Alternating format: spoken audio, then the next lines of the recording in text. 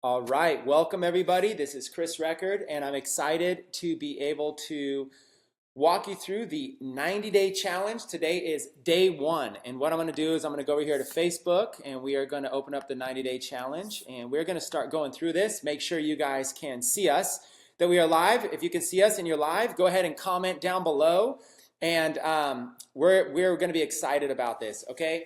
So this is going to be a high-level overview. You should be able to watch me live right now. Comment if you can hear me. Comment if everything is good. Okay, 90-day challenge. So here's what we're going to talk about on day one.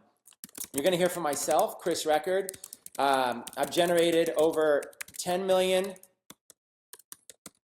online.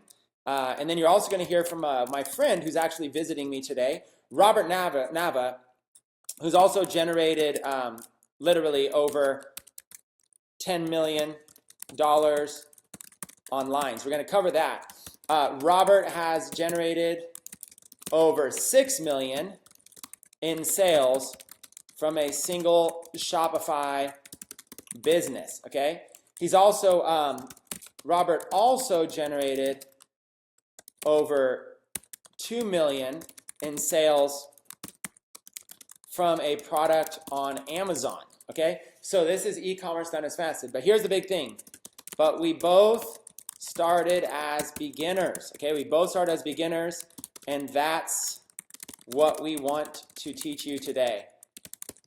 How to start out as a beginner. Okay, so what we're going to do is we're going to give an overview of the 90-day challenge, and we're going to work our way through it. So it seems like we can see everybody starting on time, da-da-da-da-da, boom, boom, boom. Okay, awesome.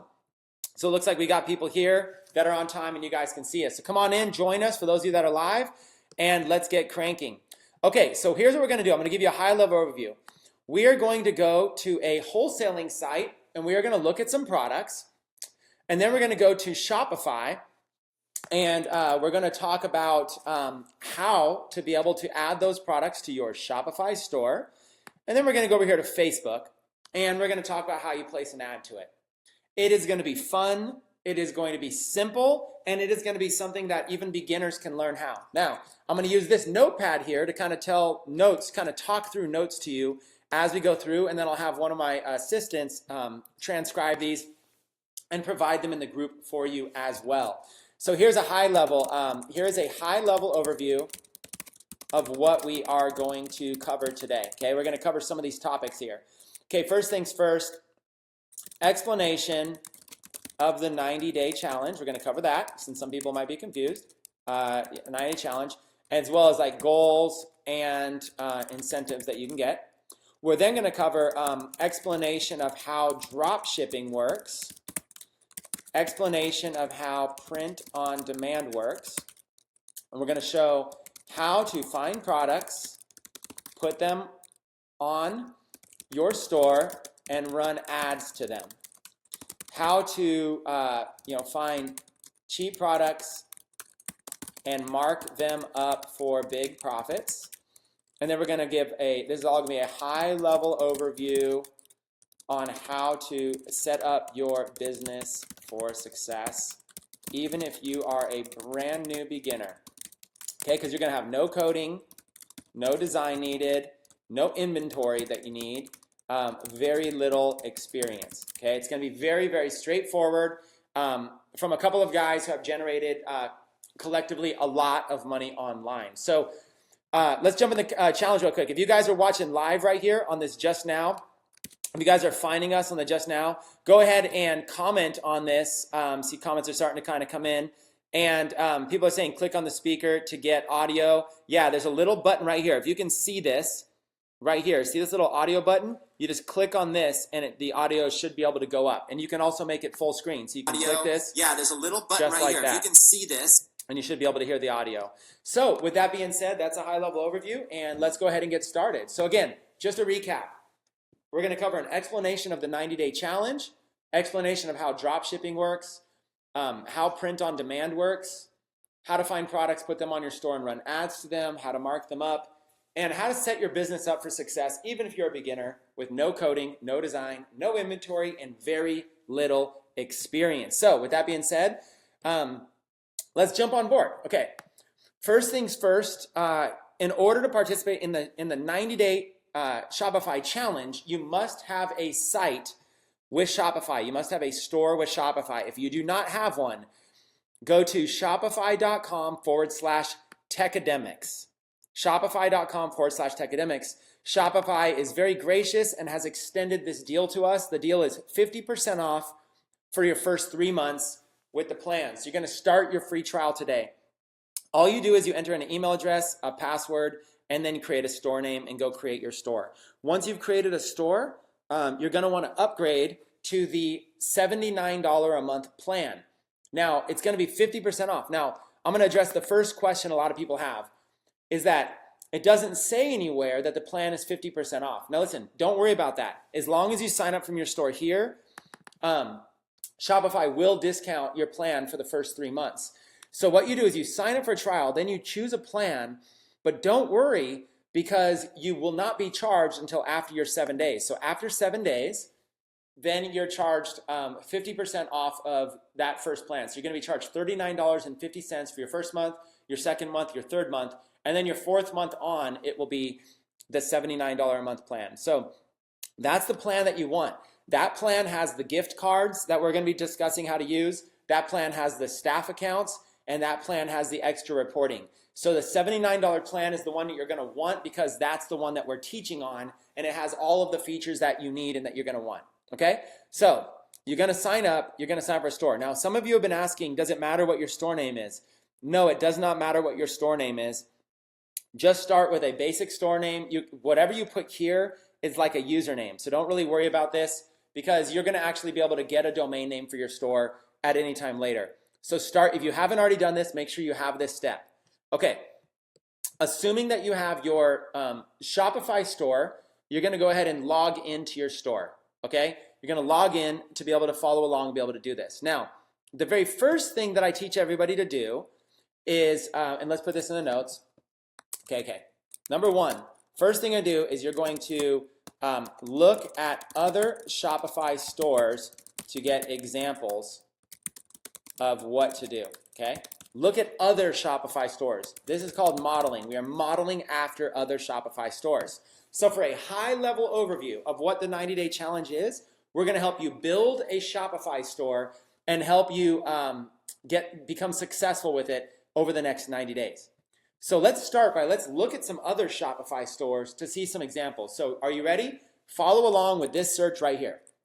Go to Google. Let me blow up my screen a little bit bigger. Go to Google, and this is called a site search. Let me put this in the notes. This is called a Google site search, okay? And you're going to search for, this is going to be your search phrase right here, site:myshopify.com. Site:myshopify.com. Let's look what happens. Site:myshopify.com. When you do Google search, type in site:myshopify.com. About 15.8 million results show up. Now, of course, some of these are going to be promotion ads and stuff like that. But look at all of these ads right off the bat. Funky and chunky, empowering through fashion. We make handmade bags and statement jewelry from Africa, made in Ghana. Okay, next one. Beast Mode Apparel, lifestyle and athleisure, kind of like athletic but athleisure brand of Marshall Lynch. All things real estate home. This is real estate related stuff. Marketing ideas, supplies, a yard sign, stickers, buyer journals. iNetra, smarter refractive care. Okay, inspiring American-made clothing store. We feed hungry Americans. Okay, you see this? In Tucson, Arizona, it feeds 12 emergency meals, plus ethical t-shirt printing. Electric bike kits, designed for everyone every day. Day designer, strategic planner, and daily agenda. A shop for pre-built little free libraries or kits, library accessories, apparel. This one's an online gallery for your smartphone. Okay, you get it. There's literally 15 million pages. So these are all Shopify stores. So what you want to do is you want to do this search, and you can start clicking through. Now, just because they list here doesn't mean they're any good, but these are going to give you examples of what Shopify stores are. So look at this. Funky and chunky, they have a logo. They have some categories up here, and they have, this is called a slider. It's an image that basically they can put up there, and then they have their products. Okay? So look at this, they're selling products. This could be you. Okay, so let's click on one of their products, these little earrings. Small silver-plated Africa-shaped earrings. So what they do is they have basically a product, these little Africa earrings. They're tailoring the African market, small silver-plated Africa-shaped earrings, and you can basically put a picture and a price. You could put a description, and then you can add it to the cart. And the way Shopify works is Shopify handles all of this for you. All you do is put the picture up, okay? And you put the price. And then they can go to checkout. And then as soon as they go to checkout, it takes them to a checkout page at Shopify, and they put this big logo behind it. So don't mind that. It probably looks a little bit more like this. They put this big logo behind it, and the customer puts in their information, and then they can check out and they can buy these. So that's how Shopify works. They go to this website, your website, Funky and Chunky. This is the homepage. They go to an individual product, and then they can add the product to their cart, check out, and now they can go enter their customer information, their shipping address, continue, and then they'll put in their credit card and they'll buy it. Okay, that is how Shopify works. Now, let's go back to that My Shopify search, and let's go to the next one, Beast Mode Apparel. Now, notice you can have all kinds of things with Shopify. This site has a lot more. This site has like a little email box that pops up. This is done with Shopify. If you want a customer to enter in their email, this is all handled for you. So here's another Shopify store. This one's a little bit more professional looking. They've got videos, they got categories. You can do all of this with no coding, no design, no anything, you guys. Very, very simple. You guys are able to set all of this up, and that's what's exciting. And so you can find products, you can put them up. Every single Shopify store is going to work the exact same way. You're going to have a home page, you're going to have categories, you're going to click on an individual product. It's going to have a product picture, sometimes more. It's going to have a title, a description. Here's the description. And in this case, it's got sizes, okay? And then you can add it to the cart. You press add to cart, and then boom, it added it to the cart right here. And then you can go, every site's a little different, but it's the same. You go to checkout, this shows all the items in your cart, proceed to checkout, and just like that, we're now, look at this. The shopping cart page is exactly the same, right? It all ends up here. Okay, now look, they have their own domain name, beastmodeonline.com. So you can have your own domain name if you want. You can really kind of take this any way that you want, you guys. It's very, very simple. You can set it up this way. There's a lot of stuff you can do. So everything eventually ends up right here at this checkout page. And when you're on this checkout page, it's really cool because you can sit in here. Set it up this way. Sorry, I turned on my volume, the other thing. You can set it up in here, and you can actually start, you can sell anything you want, okay? Thank you for shopping Beast Mode. You can have your own logo, your own domain name. You can have anything you want, okay? You can have products, pictures, categories, all kinds of cool designs. So let's go back to My Shopify. We're going to do this for a couple minutes because I need you to understand what Shopify is and how you make money. Here's a site that says all things real estate home. Okay, as you can see here, they've got a logo. They've got their categories. They've got their products, okay? So here's all the stuff they're selling. They're selling bottle tags. They're selling agent notes, hats, signs. So you can click on this, like a category, and they have all these different signs you can buy. So let's kind of look at one of these signs. We're like, oh, this looks really, really cool. Let's click on this one. This is an individual product. It's called a listing welcome sign. It's $21.95, and there it is. There's a picture. You can put in more than one picture. And again, no coding is needed. This is what you guys got to understand. No design, no coding, no anything. They've got a description. They've got some reviews. If you would like reviews, there's a little, Shopify has an app store to add this. So you can literally, this whole site you're seeing right now, this is my main point. Everything you're seeing here, you can do. Everything you're seeing. You can have a logo, you can have categories, you can have products on here. You don't even have to have the products. You don't even have to have any inventory. You can have all of this stuff here. Description, price, and look at how simple this is. Buy now. You'll watch. This one on this store, the theme adds it up here on the top, and then you go to your bag. You go to check out to your My Bag or whatever. There's your shopping cart, and you go here to check out. And look at this. It's the same thing. It's the checkout page on Shopify. They enter in their customer information and they continue. Everything ends up being the same. So all of these sites use the same platform. That platform is called Shopify. And Shopify, again, you go to shopify.com/techademics, and you're going to get 7 days for free and then 50% off for your first 3 months. You're going to choose the $79 a month plan because that is the plan we're going to be teaching through this 90-day journey. And again, this search to be able to find all these sites, you just go to Google and you do site:/myshopify.com and you can find these stores. So in the comments right now, if you're watching live, say yes, I understand, or say I understand, okay? Say I understand. Okay, and let me put this in big text right here because I see a couple people in the comments. If you cannot hear me, click on the video button for volume control. Okay, there is a button, and clearly, if you're watching the live stream, you can see everybody else is commenting. I understand. So if you cannot hear me, click on the video button. Click on the actual video you're watching. There should be volume control right there. Okay, cool. All right, so let's keep going. Now I'm going to take this one step further. And out of these 15,800,000 results, I'm going to show you how to organize them a little bit better so you can find sites that are maybe on a topic you want to sell. So maybe you have an Instagram account, or maybe you have a Facebook page. Maybe there's something that you like.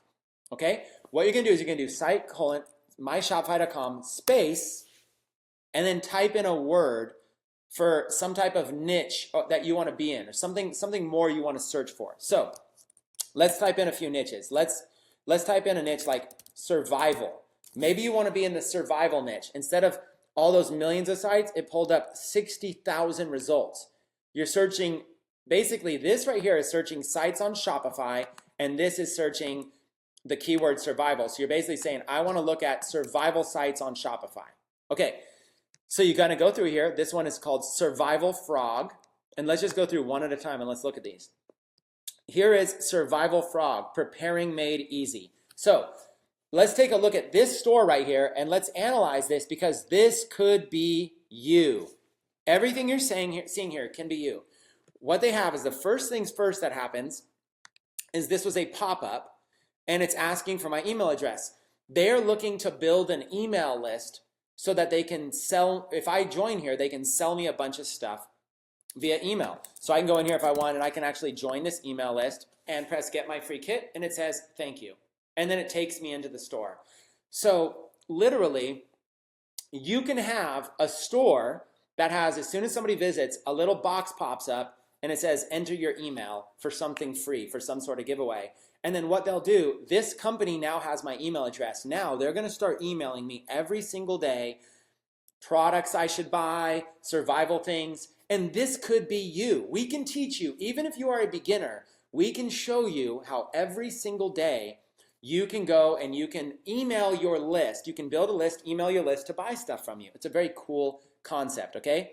So that's the first thing they did. Now notice they have this little button over here that says customer reviews. You can put this on your site as well. This is called an app. You basically can download it. Some of them are free. Some of them cost like $5.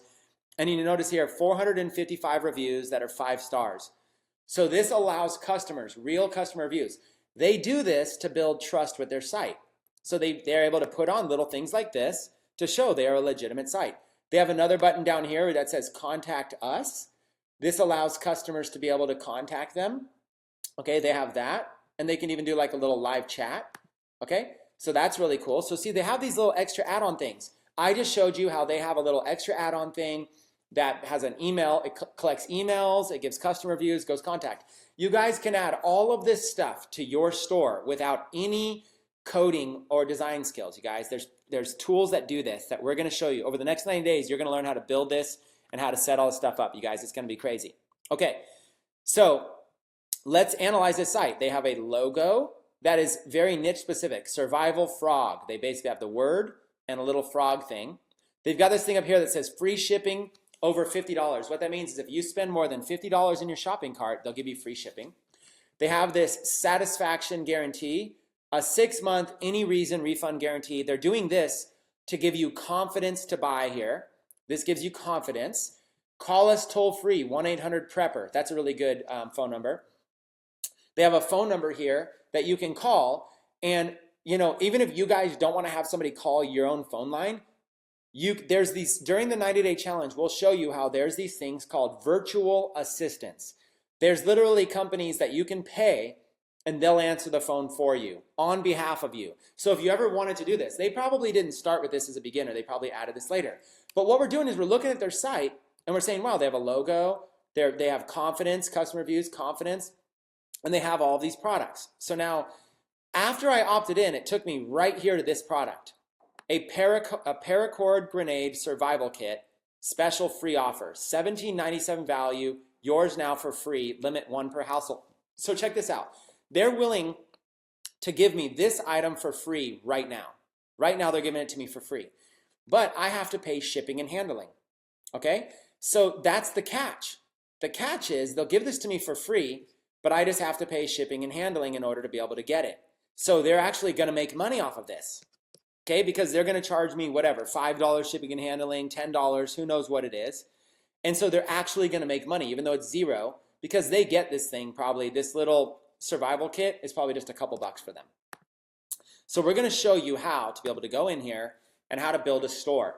You can build a store. Now this is a very advanced store. Look at how many different categories they have.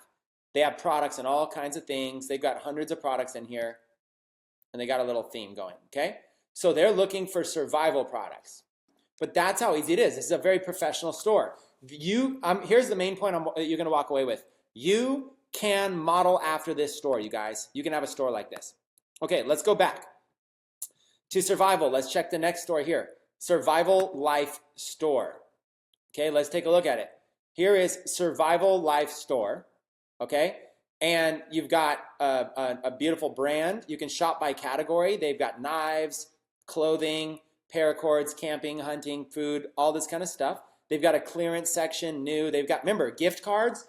You guys have to have. We're going to show you guys how to use Shopify gift cards. Make sure you have the middle plan with Shopify, the one that is $79 a month, because we're going to show you how to use gift cards. These are going to be a huge seller for you. So every store is essentially pretty much the same. They've got a top little thing up here that says free shipping. They've got a logo and categories. They've got a big image. And then they have their categories here. They have these products. So let's click on the fire category. Okay, you'll notice all these individual products that they have. Okay, look, they're selling all these products for 99 cents. The reason they're selling these for 99 cents is that they're going to charge you for shipping. So you can see here, let's go look at this product. They're going to call this one EverStrike. This clever tool basically fits anywhere, and you can start a fire without matches, even if it's been soaked in water. It has like a little fluid in here, like a little canteen fluid to start a fire. It's got a little flint scraper. So also notice this just popped up.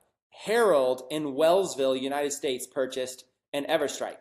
So this is an app, another app you can get on your store that will every like 10 or 15 seconds, it'll pull up a little notification that somebody just purchased something, because that helps give confidence to your buyers. Look, Dan in Albuquerque purchased an optical fire starter. And then your customer can even click on that and say, oh, an optical fire starter, what is this? Look, Jose in Laureldale purchased a solar-powered battery charger. And just like that, it'll link over to that.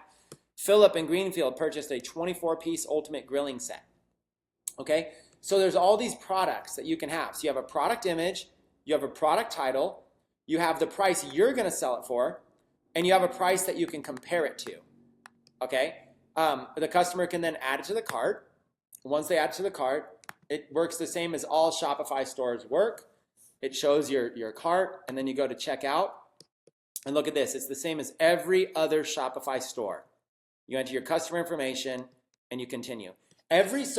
All paths lead to the same thing. All of these companies that are generating hundreds of thousands of dollars or millions of dollars, they are all utilizing the same exact system, which is Shopify.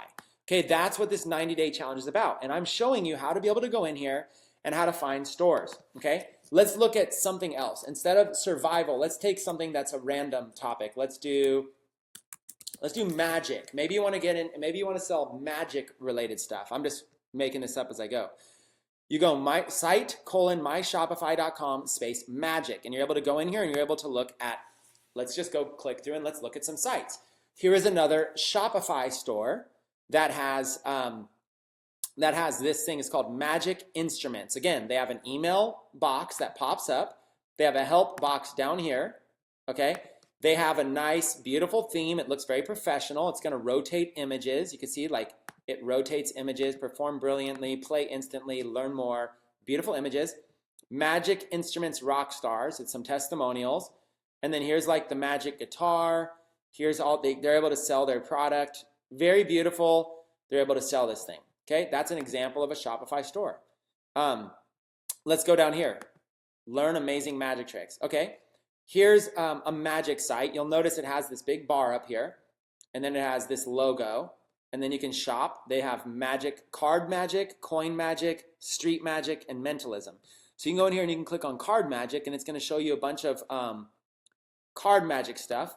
So you click on here, and here's like they give you the picture of the card and what it is. It's $14.95, and it's got a video that shows how to use it, and then it's got a description of why you want to do it, and then you add it to cart if you want this, and there's your shopping cart. Shows all your products. You go to checkout, and it's exactly the same. Okay, everything's exactly the same. So I want you guys to understand this at a very high level, that all of these sites, all of these millions of sites, all use the same exact platform. And that platform, this is just costing $79 a month, and it's $39.50 when you get it through for the first 3 months for this 90-day challenge when you get it through our link. They're all using the same platform. So what if we could show you how to be able to go in here and build a niche store on almost any topic that you wanted? You can build a store, or you can build it on a bunch of topics, on any topic you want, without any coding, any inventory, or anything. That's what we want to show you. So like watch. Let's do one more. Let's do the niche. Let's do a dog niche. Pitbull, and let's see if there's any dog stuff. Okay, here's Pitbull gear. Let's go to this first one here. So see, you can build a store that's all about dogs. It's all about pit bulls. See, they got this thing on the top. They have a free shipping bar that came up. They've got a little box down here that says subscribe now. Okay, these are apps that you can attach to your store with no coding. Here's another thing that says contact us. Okay, so you see all the same stuff. They all have the same stuff. They have a logo, and they have their shopping cart. They have their categories: men's, women's, kids, collars, harnesses, leashes, dog apparel. So they even have clothing for adults. We go like t-shirts that are dog related, that are pit bull related. So like, look at this, pit bull dad. So this would target dads that are pit bulls. Judging me doesn't define who I am, it defines who you are. This is basically calling out people that judge people who own pit bulls. Here's a picture of a pit bull with the word misunderstood. Ban stupid people, not dogs. See, these are targeting people who love pit bulls, okay? So pit bull advocate, American pit bull, ban stupid people, not dogs. And this one here, pit bull owner, tattooed, educated, employed. So this is really targeting a group of people. Okay, you can literally sell all this stuff. You could sell collars and different types of collars, different sizes. Here's some pit bull collars, just like that. These like nice pit bull collars. And again, same thing. You choose a size for your pit bull, you choose a color, and you add to cart. This person who owns this store was able to just add this image, choose a price, choose what size are available, and then just like that, you can check out. Look at how simple this is. It's all the same. Everybody's doing the same thing, okay? So watch this. Let's take this pit bull niche as an example. You just need to know where to find products. Collars, harnesses, leashes. Where do you find these products? This is what we call drop shipping, okay? We're gonna basically show you this right now. Where do you find products to put on your store? Okay, we do something called drop shipping. Okay, we find products on a third-party wholesale site. We put the pictures of those products on our store. We mark up the cost of those products so we have profit.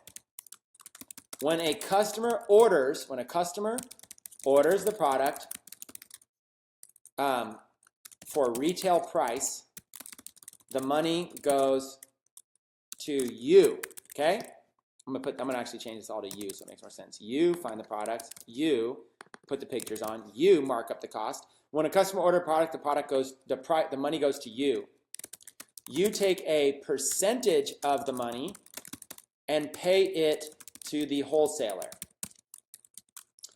You pass along the address / shipping info of the customer to the wholesaler. The wholesaler then drop ships the product directly to your customer, but they don't put their wholesale branding on it. The package gets delivered with no branding, as if it came from you, from your store, okay? So drop shipping is where there are people in other parts of the world that have warehouses that are filled with products. They allow you to sell those products. When an order comes in, you send the information over to that wholesaler, and that wholesaler will ship the product directly to your customer, okay? That's how drop shipping works in a nutshell. You're like the middleman or the middlewoman, okay? That's it. You find products, you put the pictures of the products in your store, and you mark them up. Okay, you also put like a title and description. When a customer orders, the money goes to you. You collect the money directly. Then you're going to take a percentage of it, and you're going to give it to the wholesaler, whatever their cost is. And then here's the thing. You keep the difference as profit, okay? Now, so as an example, let's say a customer bought something for $10 from you, and the wholesaler's charging you $5. You're going to go ahead and give $5 to the wholesaler, and you're going to keep the other $5. That's how this business works. The wholesaler is going to send it directly to your customer. If it's overseas, like China, it may take 2 to 3 weeks to get to your customer. Okay?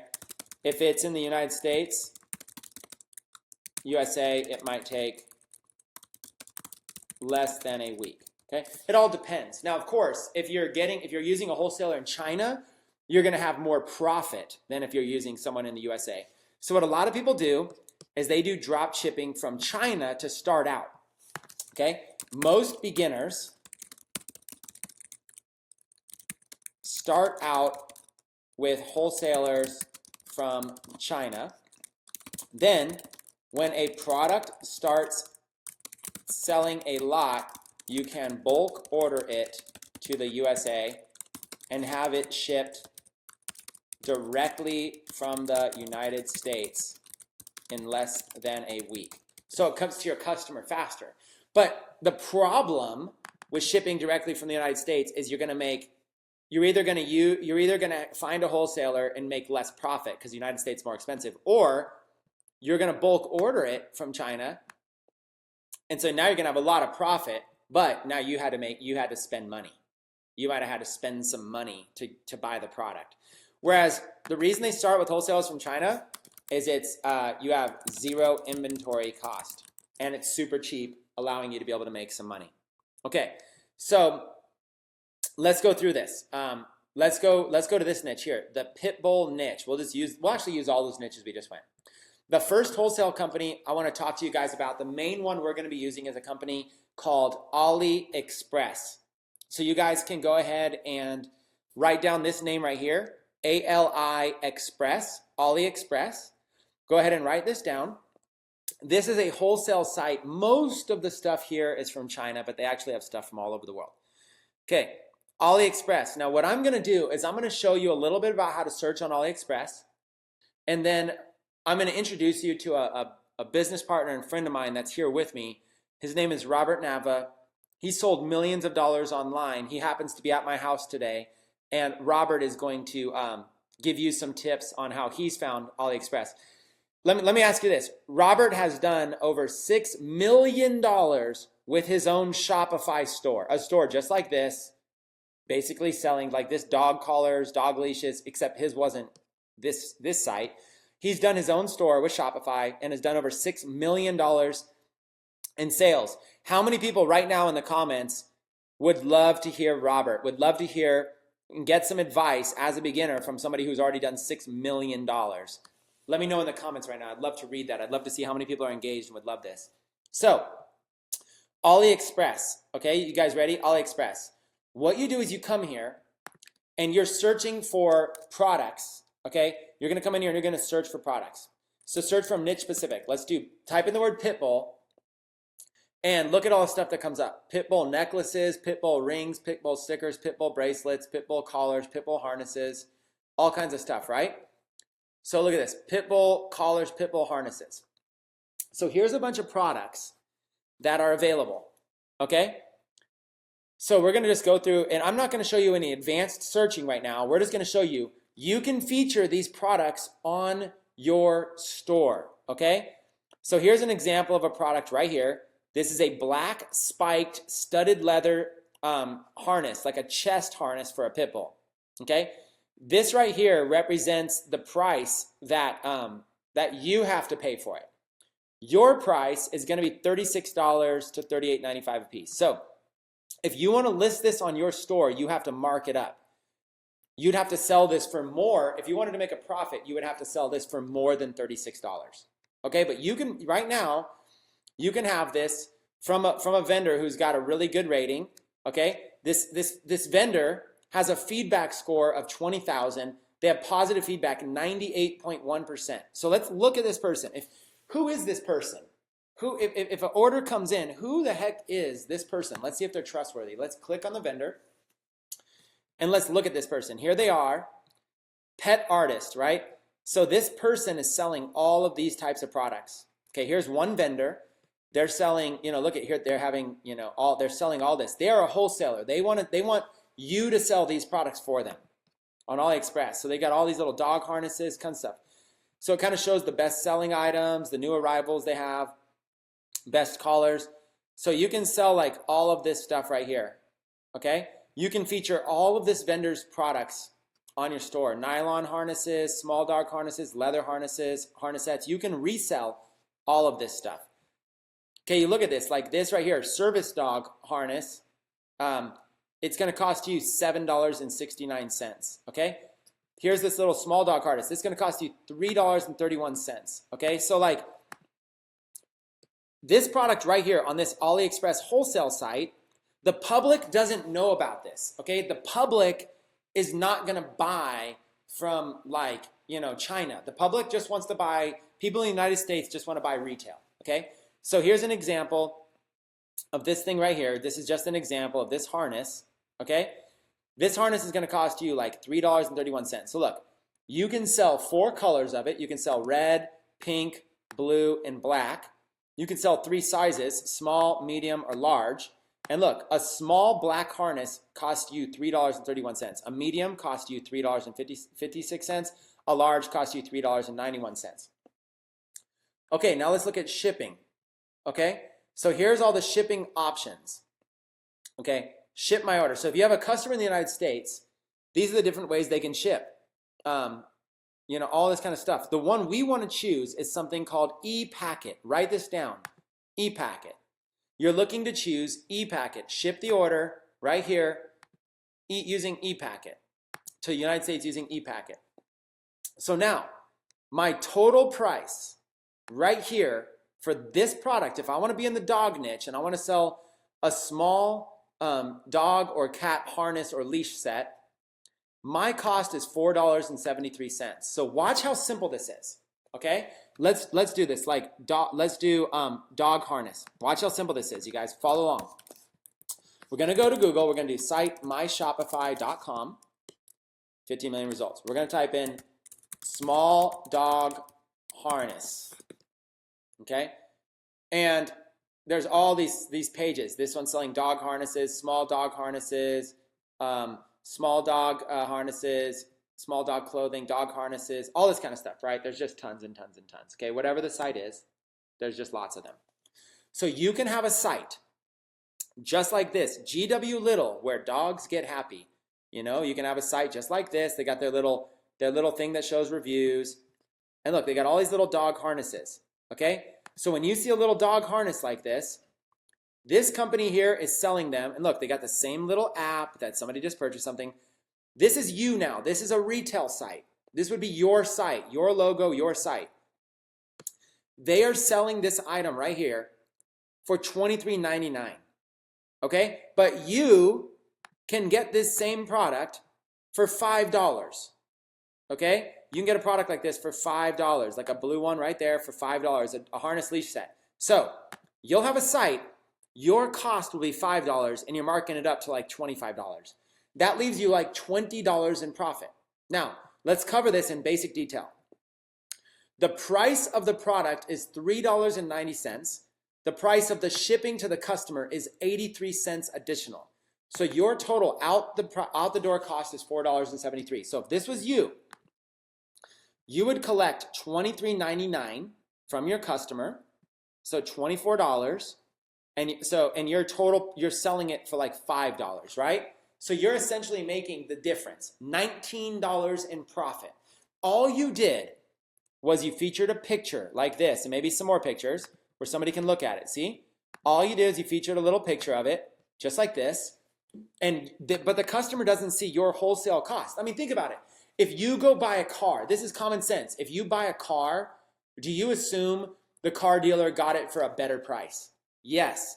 If you go buy furniture, don't you assume the furniture dealer bought it wholesale and you're buying it retail? Yes. If you go buy anything, you're buying it retail. Okay? So you have $19. So let's put this down. Let's put down an example here. Example, dog harness plus leash set. Okay? Your cost is going to be product plus shipping equals, let's say, roughly $5. Retail on your store is going to be, let's say, $24.95. Now we do that. Instead of saying $25, you want to put retail like $24.95. Okay, $24.95. So let's just mark it up to $25. Okay, that means your profit before advertising cost equals $20 in profit. Okay, now you got to have advertising. So you might need to pay, like, let's say advertising, let's say it was Facebook ads. You might spend $10 in ads to get somebody to buy it. So now your profit after advertising equals $10 per dog harness sold. And then your goal might be to sell, let's say 250 harnesses per week, okay, would be 2,500 profit per week, and that equals monthly profit in that case would be 10,000 a month in pure profit, or not maybe pure profit, let's say in profit from just one product. Okay, now additional expenses may happen, such as let's do, like, you might have a virtual assistant, you might have somebody that does customer support for you, and so on. So you might have some additional expenses. So maybe even if you paid somebody like to run your business, to help with your business, maybe you paid them $2,000 a month out of that, you're still making like $8,000 a month. So let's say even $8,000 pure profit per month. Okay, $8,000 times 12 equals $96,000 a year, which is roughly $100,000 a year. Okay, so just like that, that's a six-figure business from one product. Now, if you don't believe that can happen with one product, then just imagine you have 100 products that are, so instead of you're selling 250 of that one product, maybe you're just selling 2 of that product per week. And maybe you just have like 100 of them. So that's an example, whether it's one product or a lot. Now here it is, in a nutshell. Here's where dogs get happy. A little dog logo, a little company, they got your categories. Look at all this dog stuff they did. They're in the dog niche, okay? They've got dog beds, dog blankets, dog toys, dog harnesses, dog. Okay, so let's stay in the dog niche. Here's that same product we just showed you how you can get it for $5 right here from this company. Okay, but watch this. Let's go through each one of these categories. Okay, I'm going to show you how these sites, you guys don't realize it, but almost all these sites do drop shipping. Watch this. Dog beds and dog blankets. Okay, let's go here to AliExpress and type in dog beds. Look at all these results, you guys. Dog beds. Okay, look at all these things. $15, $12, 15, 13. Look at all these dog beds. All kinds of dog beds. You can mark them up. Here's your cost. You know, here's like a shark dog bed. Here's a dog bed, $12. You know, so there's dog beds. Okay, let's do dog blankets. Okay, here's dog blankets. A few dollars, a few dollars, a few dollars. Okay, so you see, look, already we're just in the first category here. Dog beds and dog blankets. We have all of that. Okay, let's go to the next one. Dog toys. Okay, plush toys, chew toys, tiny toys. You go back here and you can put all these products on your site. Dog, watch this, dog chew toys. Hey, look at all these dog chew toys you can put on your site. Okay, all you're looking to do is find a good vendor. Okay, you're looking to find somebody who has like a high rating, like 5 diamonds, okay, or higher on this site. Now we're going to go over the next 90 days. We're going to show you. But see how this person only has like a one diamond? They don't have like a lot of a track record yet. Okay, but they're getting there. Okay, whereas this person here, they've got a lot more. Look, their feedback score 19,000. Okay, so some vendors are better than others. We're going to show how to find them. So that's the point. My point is, you can do all of that kind of stuff. Oh, that's funny. Look, dog chew toys is bringing up sex toys as a related search. That's classic. So look, they got all these products: dog harnesses, small dog clothing, dog ID tags. So you see what I'm saying? You could have your own dog store featuring a bunch of dog products that you can find. So your goal number one is not to sell products. Your goal in the challenge is to build your own store that has a bunch of great products that are marked up. If all you had was this store, let's look at this store.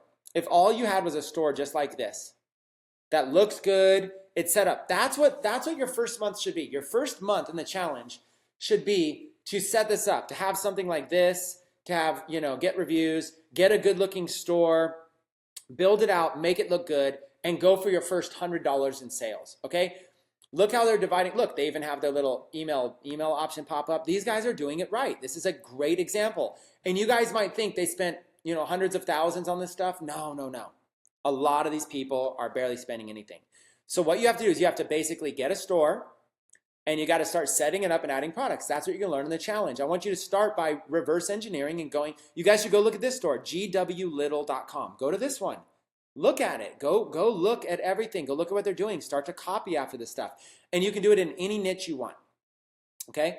So that's what this is. We're going to show you how to do this. So this is a company called AliExpress, and you can go in here and you can find all kinds of cool stuff there. So now what I'm going to do really quick is I want to introduce you to somebody, if you're cool. I want to introduce you to my friend. Okay? This is a friend of mine right here named Robert Nava. Okay, let me show you a picture of him right here. Okay, this is a picture right here of Robert Nava. There he is with one of his kids. He's got a few kids. Robert, his story is so powerful. Robert Nava is actually he was a troubled youth. As a teenager, got in trouble with the law, ended up getting arrested, and ended up getting locked up. He actually, for a felony. And you guys might be thinking, how is that a good story? Well, here's what the good story is. When he got out, when he was in there, he got mentorship from some of the guys that were doing like life sentences and stuff like that in prison. And you would think prison's all a bad place, but guess what? It's not all a bad place, okay? It's crazy as it sounds, these OGs, these people that were there actually mentored him and said, listen, go focus on your education, get smarter, learn, so when you get out, you don't end up back in here. These guys that are doing life sentences are like, Robert, you should not be in here. You could be a good person. And when Robert got out, he decided he wanted to change his life around. He decided to be an entrepreneur, and he ended up finding Shopify. And ended up building a Shopify store. And his story is so powerful that Shopify featured him. Shopify featured him is that like the third email you guys get when you sign up for Shopify it actually says how an ex-felon went on to do like $80,000 a month, like an ex-con, I think it says, went on to do $80,000 a month. Shopify tells that story in like their third email. That story's about him. So if you've ever heard that story in your email from Shopify, that story's about Robert Nava. He calls himself the $1 million felon. He likes talking about, his past and stuff like that. And he's basically gone on to be very, very successful. His Shopify store went on to do $6 million. Shopify's featured him. And I love a good turnaround story, even from somebody who did something bad, because I believe no matter what your past was, you guys can change and you guys can be successful, okay? So what I want to do is I want to introduce Robert Nava. And I want Robert to jump onto AliExpress. And I want Robert to basically just share as much as he's willing to share with you right now about how to find products, a quick little training on how to find products on AliExpress. What are some search techniques? What are some high-level things? And while he's talking, I'll monitor the comments so that if I see a question before he ends, I'll ask him those questions. So Robert, why don't you come on out and introduce yourself to everybody? Hey everybody, let me clear my throat real quick. How you guys doing? Just say something in the chat, in the comments, letting me know that you guys are with me, that you didn't run away after Chris told my story, because people do take two sides to that, and when they just know about the felony side, it's kind of a turnoff. But when they hear about my success, the $6 million in e-commerce sales on just one site, we've taken that further. I've done over $10 million in e-commerce sales altogether in that world. That really gets people's attention, because anybody could do this. It doesn't matter where you came from, what your background is. It doesn't matter the mistakes you've made, the things that you don't know, the things that you do know. None of that is relevant when it comes to the opportunity that you have with Shopify. Anybody could do this. It doesn't matter if you have a huge, a college degree that took you 20 years to get, or if you dropped out of college because you couldn't complete it. It really doesn't matter. And so wanted to make that clear. Excuse me, I'm getting over this cough and I have to clear my throat a little bit. And everybody's saying what's up to you right now, Robert. They're loving the fact you're on, and they love your story. Awesome. Yeah, you see the car in my picture there that Chris showed a little while ago. It's a $120,000 Corvette, and kind of cheap cars. It was cool, but I'm going to get to something a little bit better here pretty soon. But if you look at the license plates on it, it says ex-felon, and it gets people's attention when they see that car, when they see this expensive sports car, this 650 horsepower car, $120,000 car, and it says ex-felon on it. It gets people's attention. And so that's why I like telling that story, because it gets people's attention. It gets people to know that there's something here that they need to listen to. So I want to show you how easy it is to find products on AliExpress. It's not hard at all. It's Chris just showed you these $1 million tactics on how to sell, how to drop ship products that aren't yours. How do you sell products that you've never touched? How do you sell products that you didn't invent? And a lot of people think that you have to. You have to be the originator of these ideas to be able to sell things. And I've seen some of you in the comments were blown away that you don't actually have to do that. That you could sell products that are not yours, that you've never touched, that you've never seen, and you can make millions of dollars off of doing this. So if you remember, Chris told you about the story or the email that goes out, second, third, fourth email somewhere that Shopify will send you when you set up your Shopify account.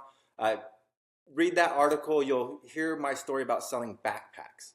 And I've sold a lot of other things besides backpacks, but you'll hear the story about backpacks. And I'm going to kind of take you through that process of how I first got started with that backpack, how I made over $4 million in sales from backpacks, and why did I decide to go into that area and all of that good stuff. So the first question is why did I choose a backpack? I didn't come to AliExpress and just think, hey, let's just search for backpacks.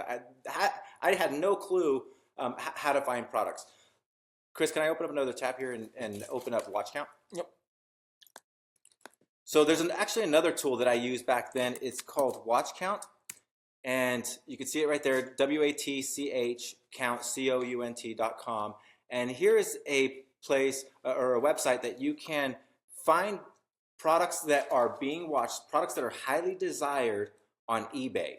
Because on eBay, you could vote for a product by watching it. It's kind of like a like on Facebook. It's just saying, yeah, I'm interested in this product. I'm not committing to buying it, but I'm interested in this product. And so let's just take dog harness, since we were looking at that a minute ago.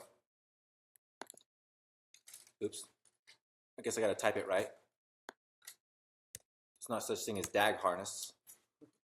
So here's dog harness, and I'm going to see if I could get all this in the screen. Want to go smaller? Yeah.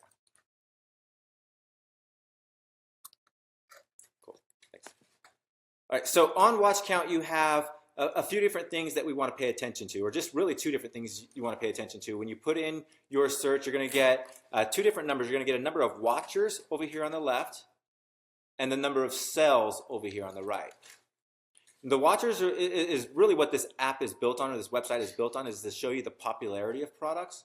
But we don't care really how popular a product is, only if it sells. We only care how popular it is if it's really selling a lot, right? Because there's so many pictures and items that you'll see on Facebook that'll have thousands of likes, but you don't know how many sales, or you might not be getting very many sales at all. And so the same thing is going to happen over on here on watch count. You're going to find products that have, it might have 1,000 watches, but only 95 sales or something like that. And so what we're looking for when we come to watch count is items that have more sales than watches. And so right away we see that for these products, there's 95 sales versus 27 watches. There's 118 sales versus 13 watchers.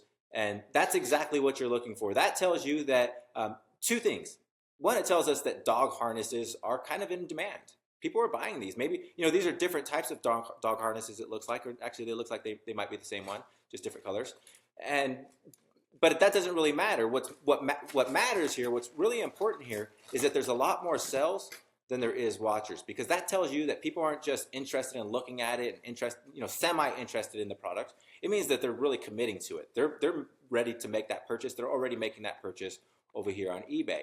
Now, what I did is I actually was in I had several different pages on Facebook when I first got started, and I was testing. I tested a bunch of different little marketing strategies outside of e-commerce. I had apps and websites and services and blogs and different things I had tested and completely failed at. But I had some Facebook pages from a time when I was trying to sell T-shirts, and one of my pages was I Love National Parks, and it was just about going after people that love national parks, people that like to get outside, people like to go hiking, camping, fishing, all the things that you would do in a national park. And that was a huge range of possibilities, because some national parks are in the middle of the desert. Some national parks are in areas where there's nothing but ice, right? And so there's a huge range of type of activities that happen within these national parks, which opens up a huge opportunity for sales. And so that's really the angle that I had, is like, well, I'll just take this broad opportunity and go after outdoor people. And so I started searching things like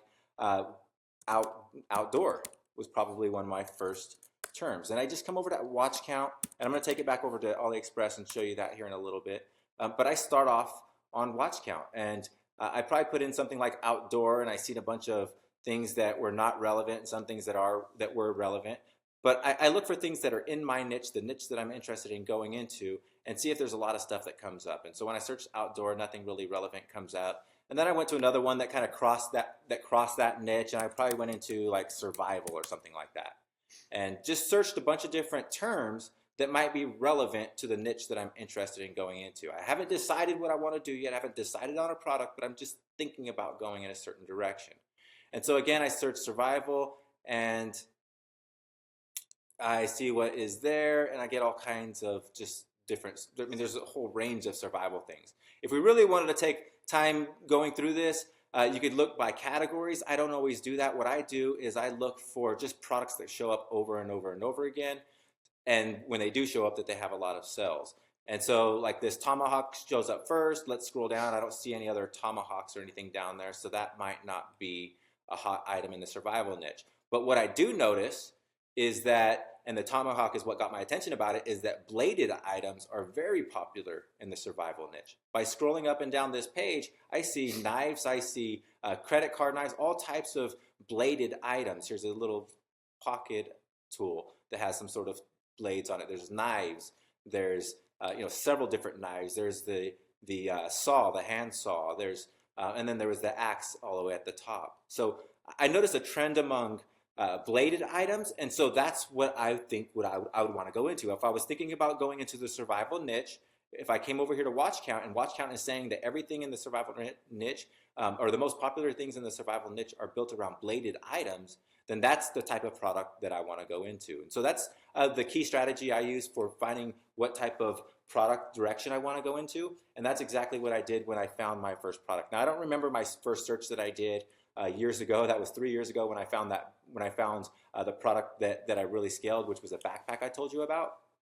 But I found it initially here on Watch Count, and the backpack was like $25. I'm going to take you over to AliExpress, and I'll try to show you that same backpack.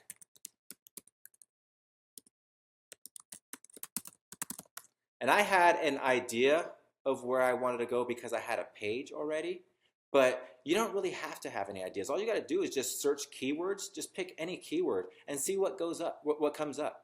And go with that. Go with whatever comes up. Let the numbers, let the stats, especially if you're over here on Watch Count, let the stats guide you. I looked here and the numbers told me that bladed items were hot. Bladed items was where I needed to focus at, right? So that's what you would do. And back then I found backpacks. That's what showed up, was a lot of backpacks. And so I came over to AliExpress and I searched survival backpacks, and I found survival backpacks. I looked at what was here, and you have a bunch of different options. And this was actually the backpack that I started selling, and it says now that it's $32 with free shipping via ePacket. So when I first started selling, I think it was $24. I don't know why they're selling it for so much here, but it was $24. And then it's because ePacket is checked. That's why. Yeah. See the actual price right there. Okay. It's $20, and then I just have the extension. It's $20, and then with shipping, it's $30. Okay, yeah, that makes sense. So it used to be $24, and I had it priced at $29 on my site plus $10 shipping. And it cost me about $5 to get a conversion. And so the $5 markup that I had, if I put it at $25 on my site, that's a $5 markup. I lose that to my ad cost, but I made $10 on shipping. Okay, let's do a quick little assignment here, okay? Robert's backpack case study. Okay, so you had, we're going to kind of do the same thing I did right here. So we're going to do same kind of thing. Actually, let's even so Robert's case study. So your cost was, for the backpack was what? $24, $25. Let's just say $25. Okay. Shipping, was that with shipping? That was being drop shipped and everything, yeah. $25 was your out the door cost for the product and shipping. So your cost for the product plus shipping to the customer was $25. Okay, so the next thing you want to do is you retailed it on your store. So let's say retailed on store, your store, for how much were you selling it for? It was $29 plus $10 shipping. $29.95 plus $10, what's called shipping and handling, S&H. So that's a total of $39.95. We're going to round it up to $40. Okay, so he's basically, and this is rounded up figure, so he's basically, his cost is $25, but he's charging $40 on it. So same thing as this, your profit before advertising cost was $15. Okay, but then you said your advertising cost, same kind of thing. Your advertising cost was, you said to acquire a customer, it cost you how much in ads? About $5. About $5 in ads. So then your actual, same thing here is the dog harness one. Profit after advertising was about $10 per backpack sold. And I never touched the product.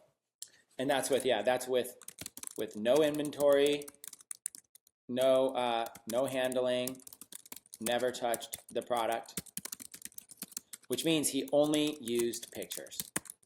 And I never sold online before. Like, I've never successfully sold online. I didn't have experience. He had never successfully sold online before ever. Okay, so he figured out now. So the idea is you're looking to get your own case study. You've got to find a product that you think would sell well. And there's a little bit of an art to it. So you watch webinars, you come on the 90-day training, you get in the community. You got to kind of you can't just pick if it was as easy as just picking any product, we'd all be very, very rich, right? So it's like you're basically like, searching for treasure, but and then you find one that goes well, and look at his numbers here. $25 his cost. He's selling it for 30, but then when they check out, it's an additional 10. So he's really selling it for 40. You need to understand that Robert is collecting the $40, and then he's sending $25 and the customer shipping details to that wholesaler. So, this person here, let's say it was this one here? Yes. Okay. So this backpack here, let's say it was like this person here, whatever. There's this wholesaler, this Windsor store, okay? So this company here, this Windsor store company on AliExpress is a wholesaler. They got a good positive rating. They've got all kinds of stuff. They're selling all these little things, like little survival gizmos and gadgets. He's essentially buying it from them. So all he's doing is he's being the middleman. What happens is somebody buys his backpack for essentially $40 because they have to pay for shipping. He turns around and gives $25 to like this company to send it to his customer. This company sends it with like no branding on the package. It's like blind. It's like it's kind of like a nickname is like naked. It's not going to have Windsor, coming from the Windsor store because Robert's selling it from his store. So they're going to do what's called drop shipping. Okay. And a lot of times when you go to these people, like look at all these products and stuff that they own, you can always like contact these people too. If you need to, you could just reach out. You can add it as like a favorite store, but you could reach out and you could contact these people and ask them questions and say, hey, do you do drop shipping? You can learn more about this. Okay. You can learn more about them. They got feedback here. You can read feedback all about them and kind of read reviews that people are saying. You can contact them. So, if you're not, you can learn like they're from China, you can contact them. Okay. So I just want to make this, I'm kind of making this very, very simple for people. This is what Robert did. He found a backpack, marked it up, $40, sending $25 off. He's keeping the 15, but he still has a cost of like $5 an ad. So he's making $10 per backpack sold. That was his first time selling online. All he did was he put pictures on his store. Okay. You guys have to understand how powerful this can be. That does not mean every single product will work well. Okay. But if this doesn't work well, he'll just find another product and try it again. Okay. Yep. So let's go back. I just wanted to jump in and kind of, I really love like really diving in and explaining the process over and over and over to people.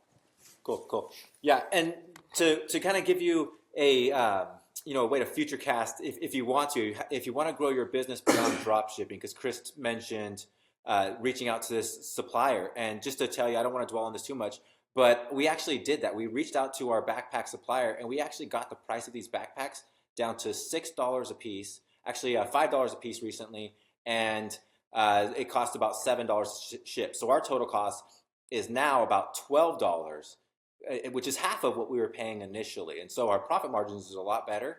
And so, if you guys want to go beyond drop shipping, that opportunity is there, but you don't have to. Drop shipping is definitely the best way to start, and it's definitely the way you want to do it for the challenge. So what I did is I found this backpack and I put it on my site exactly like Chris said. I took the pictures and just clicked on it and just drug it to my desktop, and then I went inside of my Shopify store and set it up in there, and I was like, okay, well, how much can I sell this for? I didn't overthink it. I didn't, people try to look for some sort of magic solution or some sort of algorithm, math equation that you need to price. It's just start somewhere. Start it low enough to where you think you could get it sell to where it seems reasonable. So it was $25 that I was originally paying. I said $29 sounds reasonable, right? But then that only left $5 to make money. So then I added on shipping. So the price, just start somewhere. Just get a price up so that you could start testing it and see if people are even interested in that product. Tell them about the strategy we just talked about in the kitchen, where you start with a low price and you can always raise the price later. Yeah. And so if you're thinking pricing and you don't know what to do, start lower. And the reason being is because you could get sales. If you start higher and you get no sales, then you're like, oh man, this isn't going to work. And you maybe if you lower the price by $2 and still doesn't work, you're just going to give up, right? But if you start lower, if I start like at $25 on a product that I'm getting for $20, and it's very small margins. But if people are buying, then it's a lot easier to raise up to $27. And if they're still buying, then it's a lot easier to raise up to $29, right? And I'm getting sales, and I'm happy because I'm actually getting sales, and it's working. Versus starting at the top, like at $40, and trying to work my way down. I'm going to be discouraged straight from the beginning and not want to sell. So we want to go for the path of least resistance. And so, when you're talking about pricing your product or looking at pricing your products, just do what sounds reasonable and start lower to be safe. Good advice. So let's go back to my search. I had survival backpacks over here on this page. What I want to do, so over on watch count, what I did is I found products that were, or I found a trend in products. Actually, let's skip the backpacks. Let's go over there to survival blade now, let's search for that, because that's what was was coming up as relevant now. What was relevant today when we searched on watch count, right? When I typed in survival, a lot of bladed items came up. I seen that trend, a trend of bladed items. And so I come over to AliExpress and I search the same terms, survival blade or survival knife or survival hatchet. But I just put in blade for this example. Normally I might test all of those and see what comes up. Matter of fact, let's do that. So survival blade, we could see what's here. I like to search by orders to see what comes up top, what people are already buying the most. So I filtered it by orders, or I sorted it by orders, and you can see that these knives right here have over 10,000 orders. This one has over 5,000 orders. This one has over 5,000 orders. And the reason why we could sell products that we never touch is because if you look at the reviews, there's 5 stars or nearly 5 stars, 5 stars, 5 stars on these products. And if people are buying them already, 10,000 people are buying this product, and 10,000 on this one, 10,000, it looks like 10,000 people left a review, 4,000 people left a review out of 5,000. You can be pretty confident that it's a hot product, it's a good product, and you can start selling it. So I typed in survival blade. Let's type in survival knife and see what comes up. I like to search a few different key terms because it lets me know that, or I begin to see trends show up again, right? On watch count, I found the trend of blade overall. But when I come over AliExpress, I'm looking for a trend for a specific product, for a product that comes over and over and over, right? And so when I searched knife blade, I got a certain list of products. When I searched knife or survival knife, I got another list of products, and I'm sorting by orders. And what I want to notice right away is that this same knife is right up top. When I searched for survival blade, this knife was here. And when I searched for survival knife, this knife is here. And this is that knife that had 10,000 orders. And so you want to focus on products like that. That's the type of product you want to put onto your store. Now, Chris is going to get into, and part of the challenge we're going to get into advertising on Facebook. You don't want to deal with knives on Facebook. You don't want to advertise knives or anything like that. So I wouldn't say go after this particular product, but do use this strategy. I search by orders. I search sometimes by newest. And the reason why I search by newest is because, or sort by newest, is because it allows me to see things that haven't been brought to the top yet with 10,000 orders. But if I search by newest and I'm finding things that already have orders, then that means I should go after that product. I'm going to catch that product before that trend really starts. And so we don't really see that a whole lot right here, but you will see that with certain keywords you look up. You'll see some orders when you search by newest. And you could search by seller rating, sort by seller ratings. You could sort by price range. So maybe you're only comfortable selling a product that's like in the $30 range. Well, you could find products in that range. And so, or if you only want to find products with 4 stars and up, then you could click this box and do the same thing. And so I do use these sort options and these filter options. I use them religiously. I use them over and over and over because I'm just trying to get a good idea of what shows up over and over and over to, I'm looking for the best chance of success. And if I just pick some random product that doesn't have any sales and it just looks cool to me, chances are it's not going to work.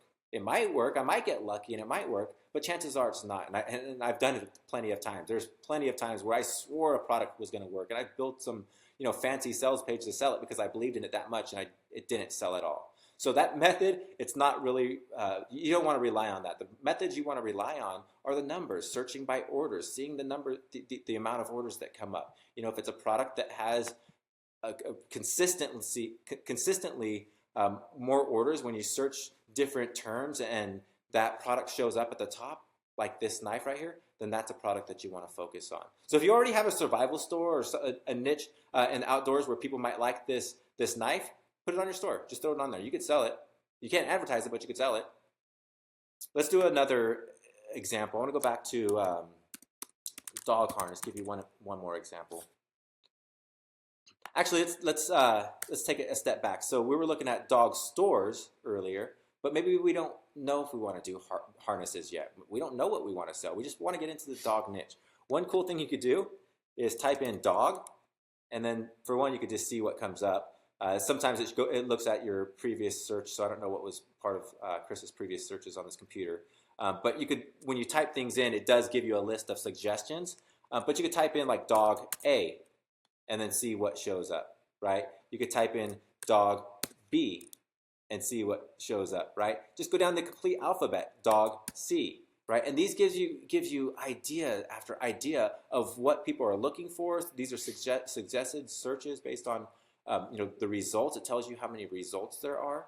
How many, if you're going to search dog clothes, you're going to find 65,000 options, right? Which probably means that it's going to be a popular or a good direction to possibly go into. If you find a product in there or a product type like dog clothes and there was only 5 orders or 5 results for that, 5 products in dog clothes, then it's probably something that you don't want to go into. You want to go into things where there's a lot of products because it just shows you that there's a whole lot of opportunity.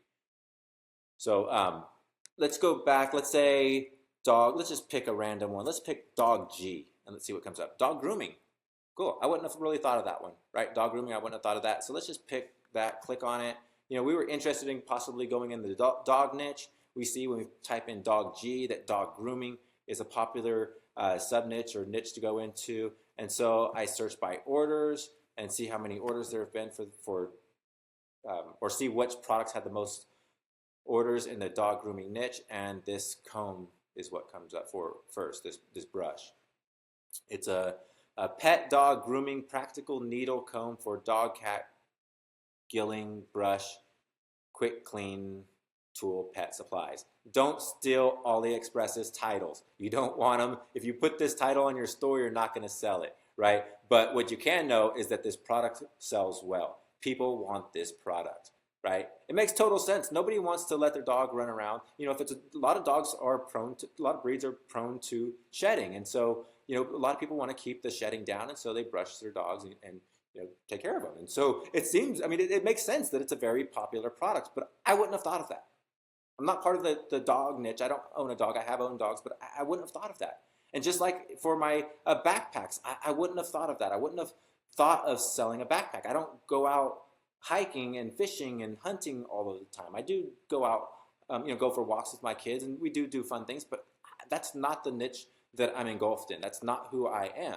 I just looked at the numbers. I just came and I seen a backpack that was selling well, or I seen this dog brush that was selling well, and I found that it was only $2 or $1.07, right? You don't have to overthink it and really find out why people are buying or you don't have to figure out the science behind any of this, right? All you got to do is it's got 5,000 orders. It's got 5 stars. People love this, right? Same thing for this, for the glove. Another thing that you want to look for when you're looking for products are things that really stand out. There's a whole lot of different attributes that you can be looking for, and we're not going to go over all of them right now. We'd be here for weeks.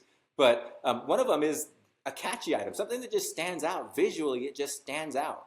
And this glove, maybe with a dog, or this right here, the picture with the where she's actually using it and the dog's in the picture, that would get people's attention if they've never used one of these before, or if they've seen them and were interested in it. They've seen it maybe as seen on TV or something like that, and they're like, wow, that's kind of cool, but they've never seen it in their newsfeed where they have the opportunity to buy it. And where they might have seen it before, it was probably like $20 for an item like this, but you're going to get it for $2, $3, and you could sell it for like maybe $12, right? So there's that huge value, that monetary value. They're saving money by buying it from you, and that's why you would get that impulse purchase. That's why they would buy from you over other people, because you have an item that's standing out to them, that caught their attention, and then you're giving it to them at a really good price. So don't really overthink why they're buying it from you. It doesn't really matter why they're buying it from you. Look for the numbers. Look for items that that jump out and have really, really good numbers, like a cat wearing a tie, right? That would get somebody's attention. And it has 1,600 orders, right? Bow ties for cats, right? But any of these items would be really good because they've already been proven. You don't have to question it, right? And you could open up this even further. Maybe you were questioning, maybe you were thinking about selling one of these. Let's open up the glove. Maybe you're thinking about selling one of these and you just wanted to get more information on it. You could open this up. And what I love about AliExpress is that you could click on this feedback tab. And on this product, there's 336 people that have given feedback. But one cool thing is that you could actually see pictures of it, right? You could see what the product looks like. And this is how you're able to sell products. This is how I was able to sell, I've sold thousands and thousands of products, hundreds of thousands of orders of products that we haven't even touched. Never touched the product. And the reason being is because I could come to AliExpress, I could see what people were saying about it. It works. Although the cat was scared at first, I liked it. Or no, the cat was scared first and then liked it. Sometimes it's hard to understand some of these people because of where they're from. If they're in the translation, some things are lost. But you could really get a good idea if the product is useful, if the product is liked when the people receive it, how they felt about it. The only negative is the Velcro sewn upside down. It's impossible to fix. So you could see a downside to some of these things, right? One of the things that we did is we seen downsides to our backpacks, and we actually made those adjustments to them later on. So these reviews are really, really helpful in trying to figure out what it is you want to sell and who you're going to sell it to. You can find out the uses, because maybe we were searching dogs, right? We were searching dog items, and the very first review said they used it for their cat. Where was it at? Not the first review. It was one of them that we looked at down here. It said that they were using it for their cat, right? So you can learn more about the product than you initially thought, or than you initially were expecting. And so the reviews are really, really valuable for finding hot products that you could really find out if people love it. If people are loving this product, then you could be confident that your customers are going to love it as well. And then you could sort by pictures. I like to sort by pictures just so I could see the product and see the quality of it, because you don't want to sell products that have horrible quality, right? The last thing you want is to get your customers to your store, get the sell, and then find out later on that they don't want it. And so that's what I do. I start off at a watch count. I find a trend in products. I come over to AliExpress and I find among that trend, I find a specific product that I'm looking for or that is hot, and then I take that hot product that's showing up over and over and over. I look at the reviews and learn all about it, and then I just take it over to my store and put it on my store and price it at a good price, a reasonable price. So let me jump in here, Robert. Let me because I've been watching the comments as well. Let me answer a couple questions and let's keep going with this training, because people are just saying this is very, very valuable. So again, when you're looking at a product, when you found a product, you can go look at the seller rating. You can go make sure you're selling from a good seller. This is going to be your price right here. If there's attributes like color, you would select that, and size. It's a color and medium. Once you select any attributes, it's going to show your total price here, $239, right? This is shipping.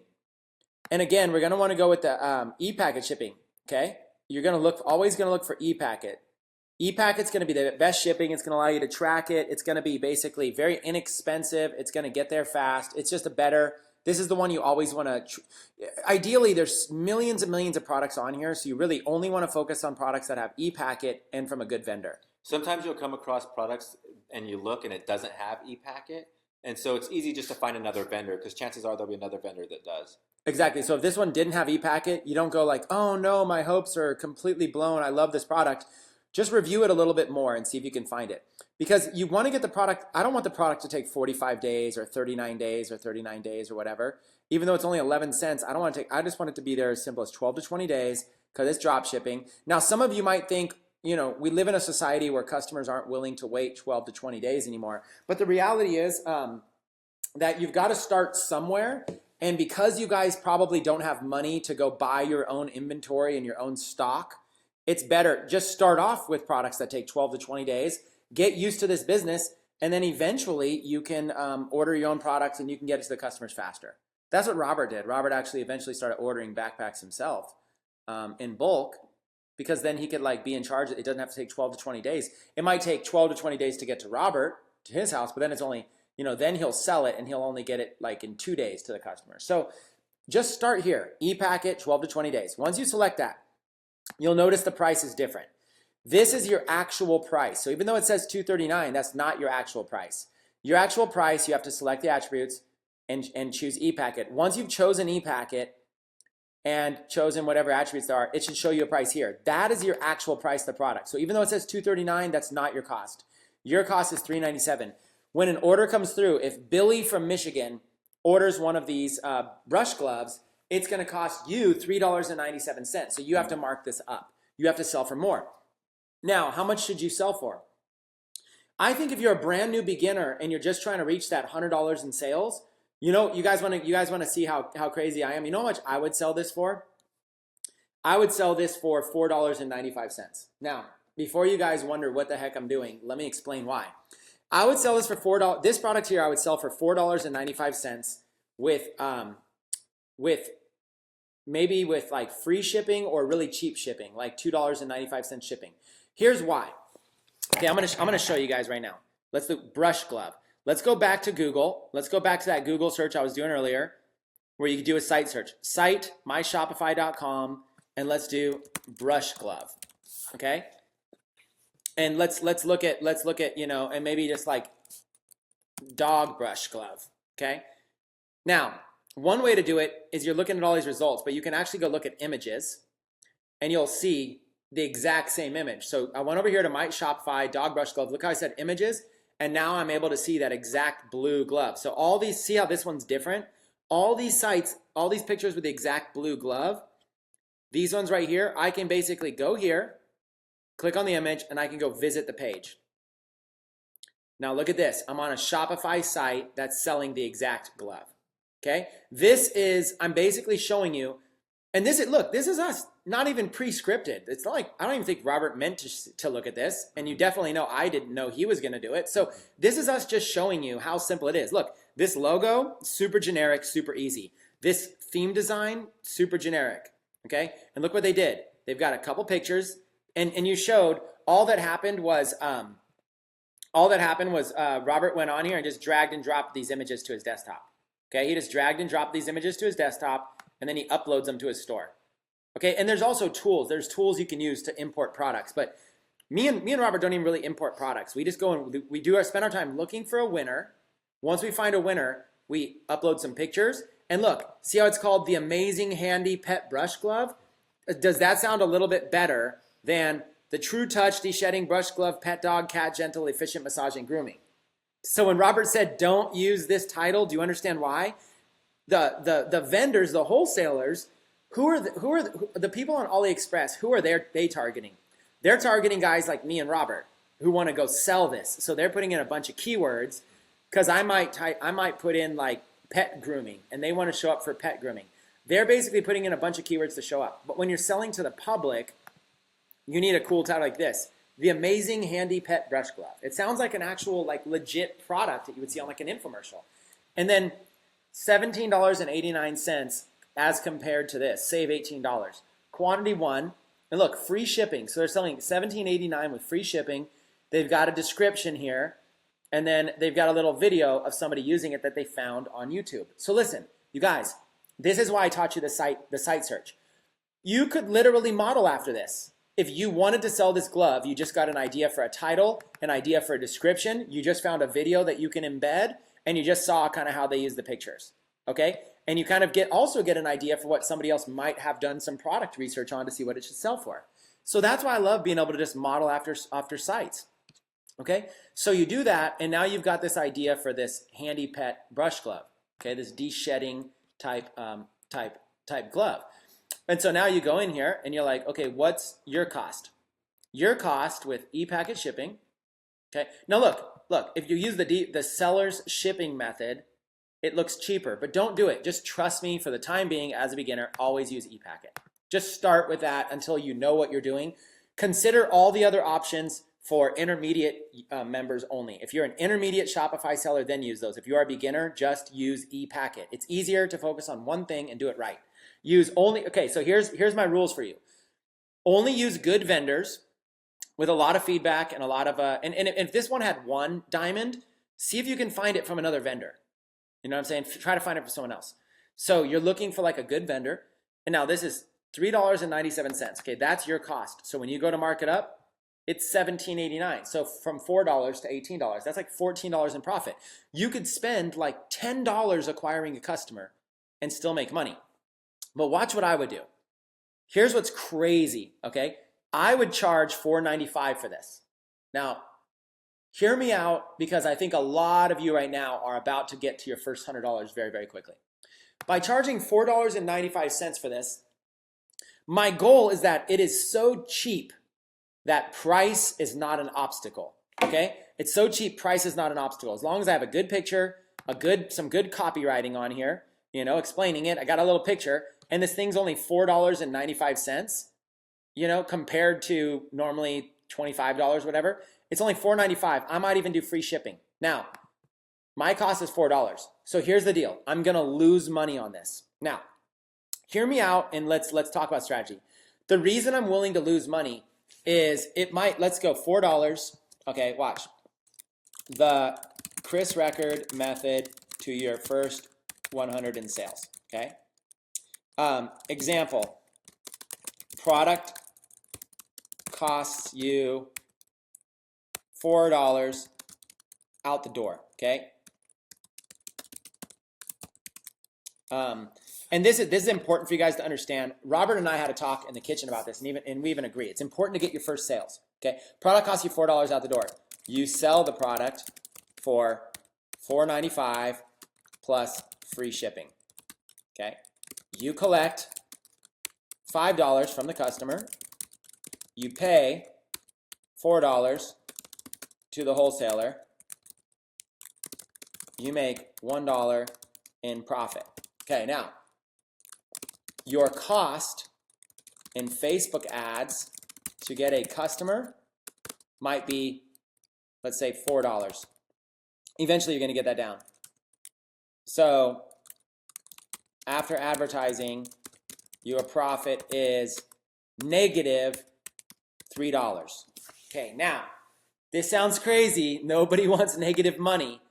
But here's why I like to do this. And this is why I do this all the time. Because this is just, you're just testing to see, let's go back to this. Here's why. Because in order to sell a product, you need to make sure that you have a good audience, you have a good product that they actually want, that the copy's good, that the price is good, and that the shipping is good. There's all these things that we're going to teach you to make sure that you have a good product. Okay, if I were to make a list of these things, in order to sell, you need the following to be good. Okay, and watch these bullet points. You need to have the right audience, the right product, the right advertising, the right copywriting, the right price, the right shipping, and then the right trust, like your store. Okay, so take a look at those notes right there. You need the right audience, the right product, the right advertising, the right copywriting, the right shipping, and you got to have some trust with your store. Your store just can't look like, it actually technically can. I've seen some really crappy stores, but you shouldn't. You know, like if you could avoid it, you should, you know, when they come to you, or just like it has to work. Like, let's even just put the word working. Like, you might have a setting that you didn't do, or you know, make a test purchase yourself and make sure that it actually works. Okay, so let's look at this. The right product. Okay, well, we did some research and found kind of like a high selling product. So okay, let's try this. It might work. The right audience. You're gonna need to find dog owners and stuff like that. Who knows? That's gonna take some skills. Okay, so that's something you're gonna have to learn. The right advertising. Yep, you're gonna have to learn Facebook ads. The right copywriting. I mean, at least you can kind of copy somebody else's stuff, but it should look something like this. Free shipping. It's got a description. Great pet hair remover. It's got a video. This would be the copywriting. Okay, and then you've got the right price, the right shipping, and you gotta have a store that works. What I'm saying is these two right here, the right price and the right shipping, okay? Let's make those red. You can take care of these and make sure those aren't the issue. That's my point. If there's 1, 2, 3, 4, 5, 6, if there's 7 things here, let's change these to numbers. If there's 7 things that you need to get right in order to make money from your store, if there were 7 things, I'm able to take 2 of these out of the way for you right now by just changing this to $4.95 plus free shipping. Now you know you have literally a price so low you're losing money. If that price, so now when you're going to sell, if you're not selling, you know it's not because of your price. So now if you try and your product doesn't sell, at least you know it's not because of your price. Okay? And if the product is selling a lot, you know it's not because of the product. And if you have good copywriting, you know it's not because of the copywriting. So now you've narrowed it down, and maybe you got to check to make sure your store's working. Okay. Well, now you've narrowed it down. You know what it is? It's your advertising and your audience. So now you're like, oh, maybe, I've been targeting Chihuahua owners and it's just not working. Let me go target, maybe you're like, oh, I didn't realize, maybe Chihuahuas don't really shed. And maybe you're targeting poodle owners and you're like, oh, poodle owners don't really shed. So now maybe what you're doing is you're getting a little bit better and you're like, oh, what's a dog that sheds a lot? Let's try to target some dog owners. Maybe your advertising was too broad or you're using the wrong type. At least you can narrow it down to figure out one thing. My advertising is the issue. But let's say you were doing everything right and nobody was buying. It probably was your price and your shipping. So what I like to do is I like to start with like $4.90. So remember, your product over here is going to cost you like $4. You're going to go sell it for $4.95 with free shipping. Okay, so watch how this is going to work. You're going to start by selling it, okay? We're going to start by selling it. So start with $4.95 plus free shipping, okay, where you're losing $3 per sale, okay, which is what we had here. Your profit is negative. Start there. Then go to $4.95 plus $2.95 shipping. Now you're breaking even per sale, okay? And let's put a little thing here. Let's say sell 5 of them, okay? Now here's why. Because at the end of the day, all you really need to do is figure out how to sell something. Can you find the right audience, the right product, and can you sell it? Trust me, if you guys can just sell something, you're gonna do great. So start cheap and then sell it. Now sell 5 of them. And then go over here and sell 5 of them. Go over here and now add shipping so you're breaking even per sale. Now you've gotten 10 sales, okay? And you're selling the product over here for $5, so you've just made $50 of your $100 challenge. You just made $50, you sold 10. Your first 5, you were losing $3. Your second 5, you're breaking even. Now watch this, okay? Now watch how this is gonna work because this gets powerful. Okay, let's just even go like this. First 5, let's say orders 5 through 10. Let's say orders 1 through 5. Go there, okay? We're gonna make this an actual challenge for you guys, for your 90-day challenge. So listen, I'm gonna make a bold statement. So many of you are gonna start making sales by doing this. You're gonna freak out and you're gonna be like, oh my God, this is amazing, okay? Sales 1 through 5, on this example, be okay with losing a little bit of money. You don't have to say these exact prices, but be okay with losing a little bit of money, okay? So let's be okay with losing a little, okay? Sales 5 through 10, be okay with breaking even, okay? That's the thing. Sales 5 to 10, be okay with breaking even. Now, sales 10 to 20, okay? And now you want to start bumping up the prices, okay? Go to, let's say, $9.95 plus $2.95. Actually, I'll probably do plus free shipping on this one, okay? And now your profit, so now you're actually charging $5 more, but you're losing that. So right here, this was 5 plus 3, that was 8. And so now you're actually just going to 10, right? So now your profit is $2 per sale. And then here, be okay with little profit, okay? Not much profit, because at the end of the day, you're getting better. Now, sales 20 to 50, go to, and as long as it's selling well, $9.95 plus $2.95 profit, or $2.95 shipping. Now you're adding an extra 3, right? So now your profit is $5 per sale. Okay. Ready to scale. And now push the envelope. Okay. Here's the thing: you can always backtrack. If you keep pushing this higher and it doesn't convert, you can always go back. So now sales 50 to 100. Let's do another 50 sales here. But on these ones, let's push it a little bit. Let's go to 995 plus. Let's go to 495 shipping. Profit is now you just added an extra $2. Now profit is $7 per sale. Ready to scale big. Over $1,000 in sales at that point. Yep, and you've already done over $1,000 in sales. You're already at the round 2, and then at this point, 100 plus sales.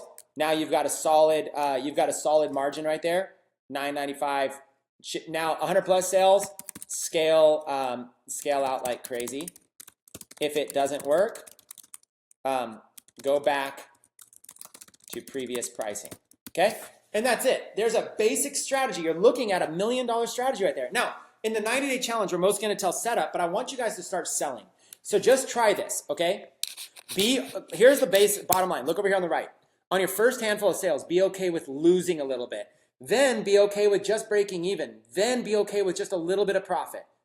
At that point, you've figured out if a product can sell or not. Your first 20 sales, kind of figuring it out. Now, what else is happening? Facebook gets smarter with every sale you make. They start optimizing your ads to target more people likely to buy.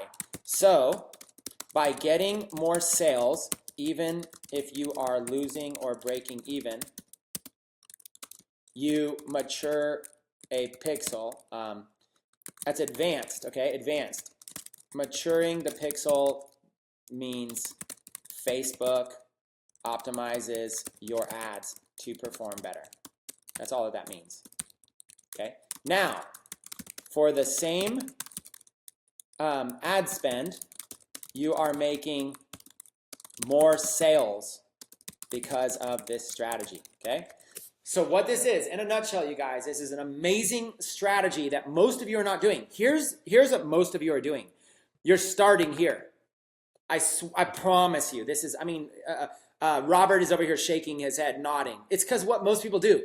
You're starting, wanting to have a ton of profit per sale. In fact, some of you are like, oh my God, there's $20 profit per sale. I'm going to kill this. If you know you have the potential for $20 per sale, then go down here and just break even or even lose a little bit, knowing you can change the price. Now, in order to do this, there's something very, very important.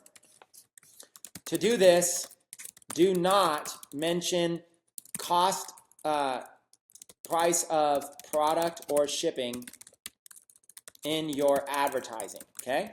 Do not mention it. So if your advertisement says free shipping, then you have to do free shipping on all of these. You have to but that's okay, you have to raise the price. But keep in mind, if you're like, hey, for a limited time, this is only $4.95, by saying the cost in your advertising, you can't raise it. If you just have general ads going to your products, then you can change the prices all you want. Like, look, if I was at this right here, and then I refreshed the page, and that product was suddenly $15.89, I wouldn't know.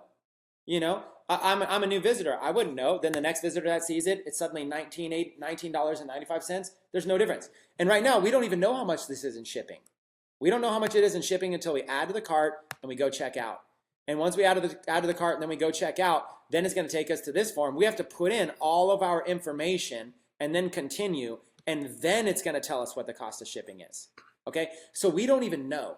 Since we don't know, we don't have a way to even do that. So listen, in a nutshell, as long as you want to do the strategy, sales 1 through 5, start with $4.95, or in this case, be okay with losing a little bit. So I'm saying $4.95, but let's choose another product just to give you an example. Let's go to just some random product. Let's go choose a bakeware product. Let's say your product is, let's see, this one, okay? Here's a handy little bread slicer. Let's say your product was this bread slicer right here. Same thing, we're gonna go here, e-packet, okay? Your cost is $7.28. So if this was your cost right here, $7.28, and you wanted to do this, I would sell this product. Be okay with losing a few bucks. Your sales price should match this, somewhere near this. I would sell this for maybe $7.95. And then I know I'm going to have to pay for advertising. Whatever my advertising cost is, I'm going to lose a few bucks, but that's okay. Or maybe I'll sell this for $9.95 and just, I'm still probably losing $1 or so with advertising. I'm going to sell it cheap, okay? But then after I sell it cheap, the perfect toast cutter slicer, let's see. Perfect toast cutter slicer. Looks like it's probably that one. I don't know if there's a better picture of it. I probably just don't have the best name for it. But there's one right here. Let's visit the page and let's see if what this person's. Oh, their store's not open. Anyways, you can go see what other people are selling it for. Let's see. Perfect slicer. Yeah. Who knows what? Maybe I have to look at some more keywords to find that exact product. Hold on one second. Let's see if I can find it. Precise cutting with slicing guides, 4 slices thickness. You can usually go down here and figure it out, but precise and fast, precise cutter. Anyways, who knows? I don't want to search for the exact thing. We've only got so much time. Let's go precise. And that's probably the same one we were just on, it's my guess. Yeah, for some reason they took off their password. Anyways, you can go find, if you search enough, you can go find somebody selling it and you can see the exact price. But I'll bet you they're selling it for like $17 or $18. Okay? Yeah, I don't feel like looking at this anymore. But they're probably selling it. They're probably getting it for $7. They're probably selling it for like $15 to $20, my guess. So you can undercut everybody. When they come to your site, my main point is when they come to your site, your price and your shipping. If your price is essentially your wholesale cost and your shipping is free, then you know that's not what's harming your sales. So now you can focus on just trying to find the right ads to it. You can always raise these two. So you keep raising them. At first you're losing a little bit of money, then you're breaking even, then you're making a little bit of profit, then a lot. At $7 per sale, if you're making $7 per sale, you might be able to scale this to sell, 100 a day. That's $700 a day. I mean, it's crazy. You can really scale something like that, okay? And that's what happens. Robert, you had a backpack that was selling, and you made your first 100, your first 1,000, and stuff like that. But then when you started scaling, how much in total sales in backpacks did you do in what time frame? Well, in the first 8 months, we did our first $1 million, and that was almost all on backpacks. So 8 months to do $1 million in backpacks, I think that's pretty quick. Yeah, it's like, okay, so like there's 1 million divided by 8 equals 125,000 a month, which might not have all been backpacks, but backpacks was backpacks was the product that we were driving traffic to, and they were buying other things. Yeah, correct. Yeah, so like over $100,000 a month in average of backpacks. So from a guy who starts selling backpacks 8 months earlier to 8 months later, averaging over $100,000 a month in backpack sales. Mm-hmm. So it scales very quickly. Here's what you do. This is like, this is the preparation to find a product that you can scale up. Okay, that's all. This is the preparation. So what you're looking to do is you're looking to go find a product that you can lose a little bit of money on, break even, make a little bit of profit, kind of build it up, and then you're ready to scale big. Then now you can just start. Now you've got a product sells well. Now you just start running a lot of money to it. So you don't even run a lot of money right off the bat. Okay, and it helps because every single time these first 5 sales, every time a sale happens, Shopify reports it back to Facebook, and Facebook gets smarter. So it's all automatic. So every time a sale happens, we show you how to do this. Every time a sale happens, Facebook gets smarter. And Facebook's going to get smarter. They're going to start finding you more buyers. So the more sales you get, the more sales you're going to be rewarded with. So you might as well, even though you're losing money here, you're making Facebook smarter. So then you're going to make big money. This is how all the big guys do it. Robert was telling me how he tests products with really inexpensive prices too, just to see if it sells. Okay. This is a major strategy. So, Robert, I kind of took over there. Let me look at the comments real quick. I don't know if any comments are flying in you want to address, or if there's anything you want to say about this. I just want to, also be able to share with them a little bit about the 90-day challenge and the targets they want to hit. But hey, if you guys, how many people right now in the comments before Robert starts talking? How many people in the comments think that are going to start applying that strategy that I just taught, with starting with lower prices and then raising the prices? How many are going to do that? They're calling this upside down thinking. It's the right kind of thinking, though.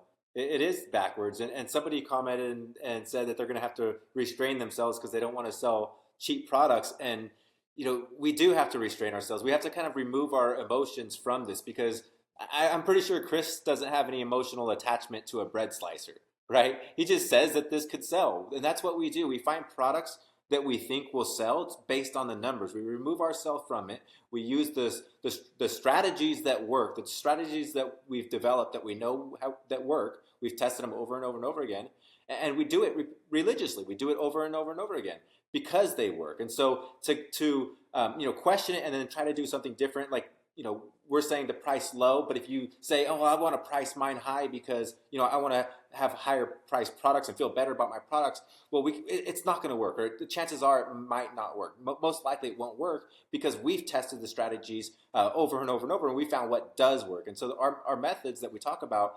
those are the things that are going to most likely bring you success.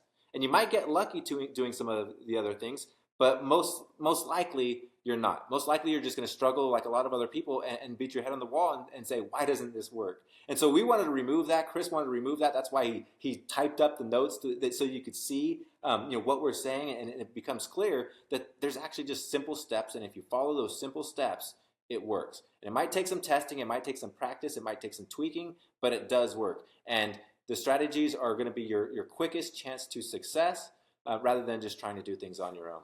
Okay, let's do this. Let's have a little bit of fun right now. Let me go into the group, and what I'm going to do is let's do a little bit of a Q&A session.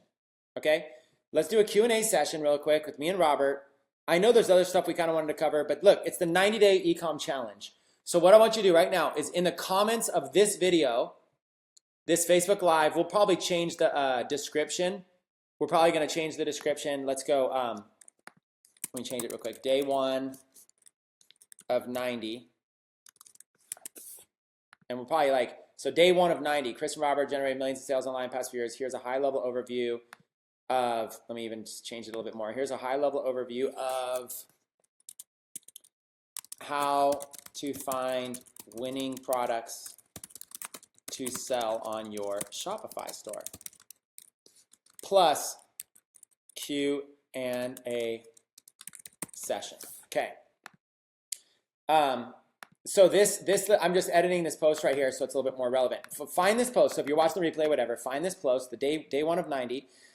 Go on here, find this post, and ask questions in the comments right now, and we'll pull them up and do our best to be able to answer them. Now, when they're live like this, obviously we can't answer every single question. So we're going to do our best right now to be able to answer some questions. And so let's do that rapid fire for a little bit and then maybe hang on. I know we didn't cover everything we need to cover, but let's do this. Okay, how do we get the notes? The notes will be posted in the files section of the 90-day challenge. They'll be over here in the files section. There'll be notes that get posted there. Keep your questions coming. And if you've asked your question, just go ahead and ask it again. How much should we spend on Facebook ads using the strategy previously explained? We're going to teach Facebook ads in more videos, but you should be spending $5 a day. But we'll teach that in more videos. Can you do a strategy with print on demand? With print on demand is different. We didn't cover it. I don't know if we're going to cover it today. I wanted to. We're probably going to do print on demand tomorrow. So just wait on the strategy for print on demand. If we are ready to do Facebook ads, where do we start? Diane, if you're ready to do Facebook ads and you don't require training, then just start with the training at ecomtutor.com. Okay? Go to ecomtutor.com, start with the training there. If you're ready to advance, today's day 1 of 90. You can't teach everything on the first day. If anybody here is ready to go, that'll be good. Will you do live videos for all 90 days? I don't know if we can commit to them all being live, but a video will be submitted here every day for 90 days. Okay. What apps do we have to install? That'll be covered on another, in one of the 9 days. We'll do a whole entire day dedicated just to Shopify apps. How can I use PayPal to pay on AliExpress? We'll have to cover that later. On the $4.95 plus shipping, would you limit how many they can get at that price? No, you just keep an eye on it. Dagmar, just keep an eye on it is the easiest way. That's what I would do. I would just, when you're a beginner, you're not going to get suddenly out of nowhere. You're not going to spend a $5 ad and get 1,000 sales. Okay, so just don't worry that much. You're going to get sales are going to trickle in. You'll have plenty of control.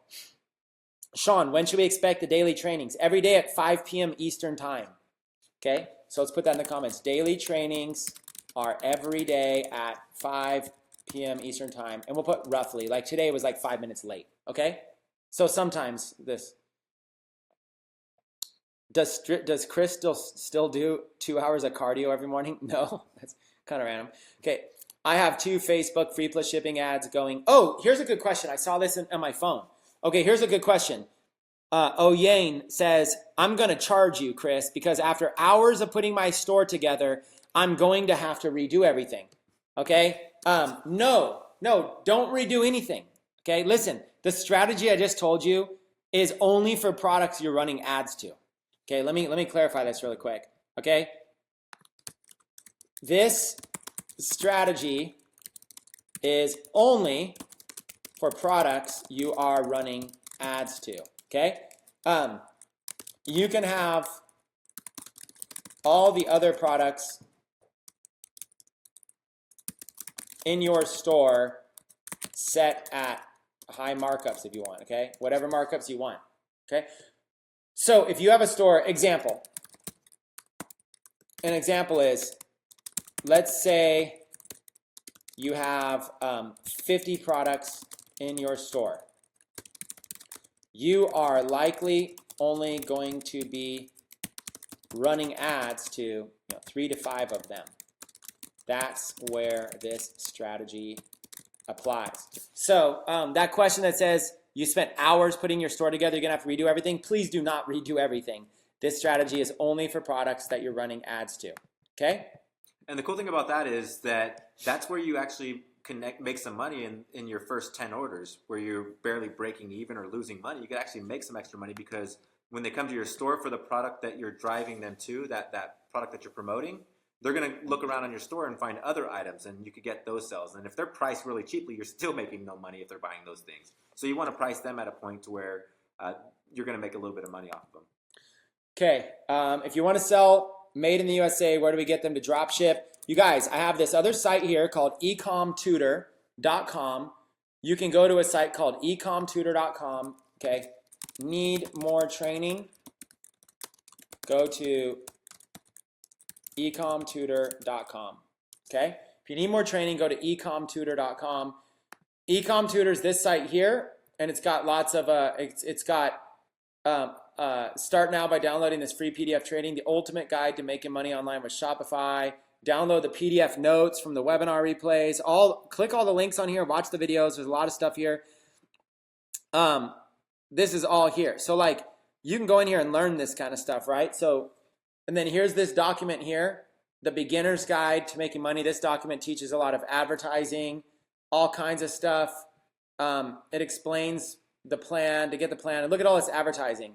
$5 Facebook ad system, 10 sources of free traffic without paid ads, Shopify beginner's overview, 7 lessons learned from a $100,000 a month seller, the find, list, sell method, $35,000 in 12 days, finding products and choosing niches, advanced Shopify training with Robert from a webinar interview I did with him. That was like, I remember that one, Builder Pens, yeah. Builder Pens. That was like, look, the guy I'm on with right now I have an advanced training. This is like a video interview we did a long time ago. Facebook ads training right here. Step-by-step instructions to set up your store, how to set up shipping, product ideas. Look at all these niche ideas that you can get on this document. All this cool stuff, and tons of ideas. More great resources right there. Here's a drop selling and wholesaling list. So if you guys don't want to use AliExpress, look at all these other drop shippers here. Look at all these drop shipping sites and wholesaling sites. And then a case study of a student and what she did and some screenshots. Okay, so cool stuff. Okay, more bonuses. The complete guide to Facebook ad targeting, how to make 6-figure. You guys, people normally sell this stuff for a lot of money. Okay? And literally, this is just for free at ecomtutor.com. Okay, let me put this site up here. for more training, go to ecomtutor.com. Okay, that's it. ecomtutor.com for more training. Okay, you guys got to go do that. Okay, let's look at some more of these questions. How do we figure out how much to charge for an item? Charge more than your wholesale cost. And if you need a review on that, you can watch this replay. This replay will be available immediately after this. So we're only changing prices for items we're running ads to. Should our ads just have pictures, no price? Yeah, I mean, we haven't covered ads in today's. You can't cover everything in one webinar. Otherwise, everybody here would be overwhelmed. We just wanted to cover AliExpress and how to find products.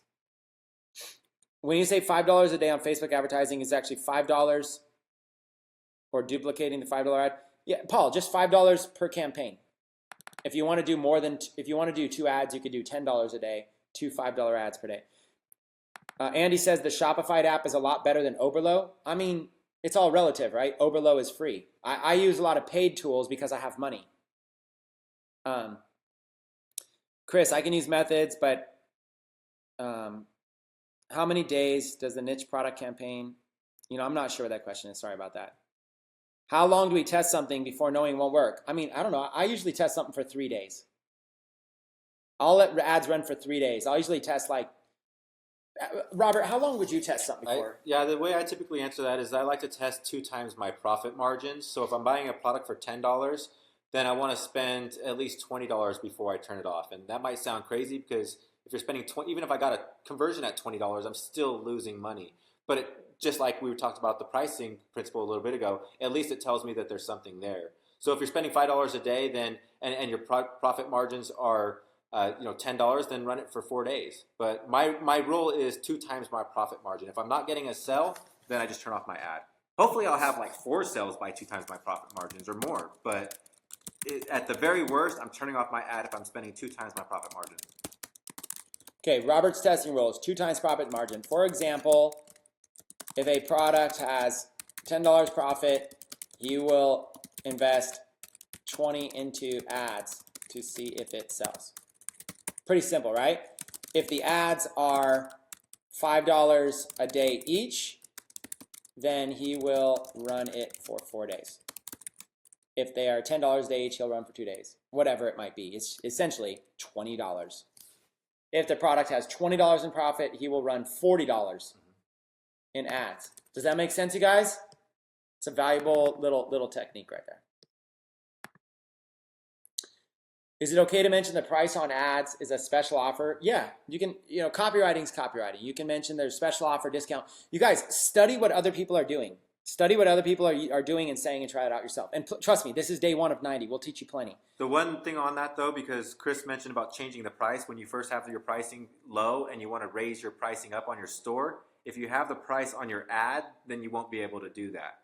So that's only the only downfall of putting the price on the ad is that you can't raise it on the store because then the price is already on the ad, and so it will be wrong. Yeah, so the general rule of thumb is when you guys are advertising your store, you got to ask yourself, am I boxing myself into a certain price or a certain deal, or do I have flexibility to change the price? You want the flexibility in the beginning. A lot of people are saying good stuff, Robert. I saw a lot of feedbacks earlier. We're not getting into calls to action or Facebook ads or anything, you guys, today. We haven't. It's ask questions about AliExpress or ask questions about any other process we touched. Yeah, go read all that. Which is better to use for a niche store or a general store? So a niche store would be like a store for dogs or a store for hiking or a store for golfing, right? It's a store built around a niche. And then you have a general store. A general store could be like, to get rid of a lot of disbelief on general stores, people just throw up a lot of random items and say, well, this is a general store. That's not a general store. A general store is a store that still has some sort of angle, but the products on the store are still kind of general. So you could have a 99-cent store, right? That's a general store, but everything's 99 cents on that store. And then you might add on $5 shipping. Or you might have a general store. I had a general store that I called All Facebook Offers, right? The title of it was All Facebook Offers. Now, I couldn't use the name Facebook, so I had to change it. But the idea of that store was it's a general store, but it's offers that would be found on Facebook. And so I wanted to clarify what a general store is before saying which is better. I say a lot of times if you really don't know, if you just can't figure out a niche that you want to go into, I say start with a general store to test products, and then when you find a product that sells in your general store, begin a niche store for that product and start building product lines around it. I'm a fan of general stores and niche stores. You could get 10 people in a room and there's a benefit to each one.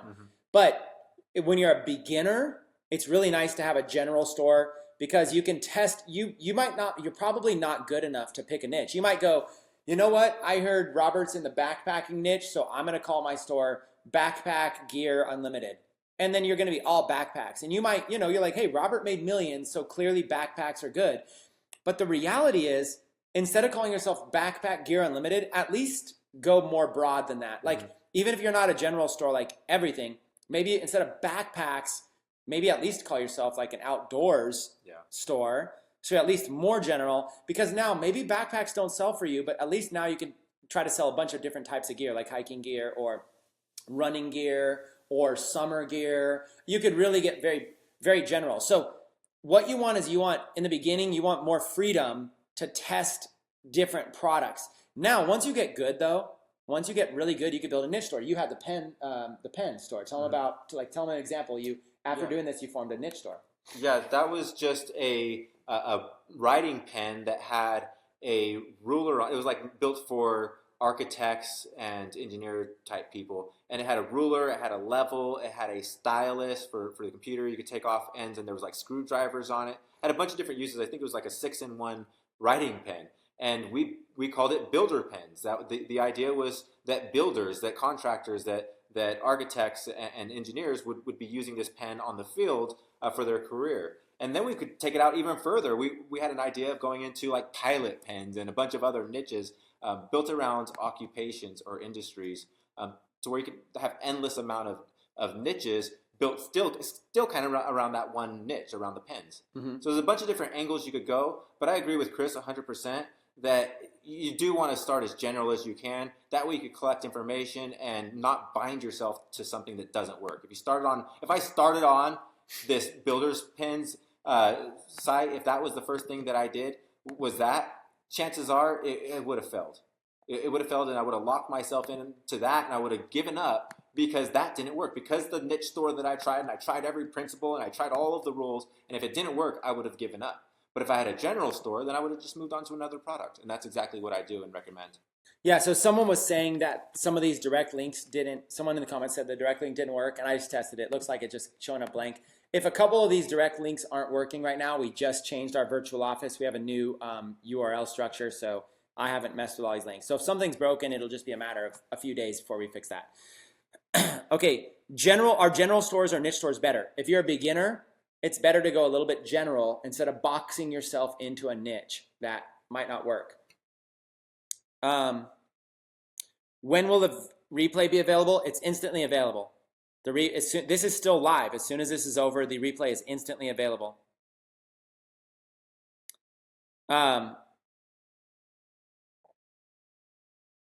If you guys are having problems mapping your domain names, then you can contact Shopify. If you guys ever have any problems with your Shopify store, contact Shopify. They're incredibly good. Shopify is great. Okay?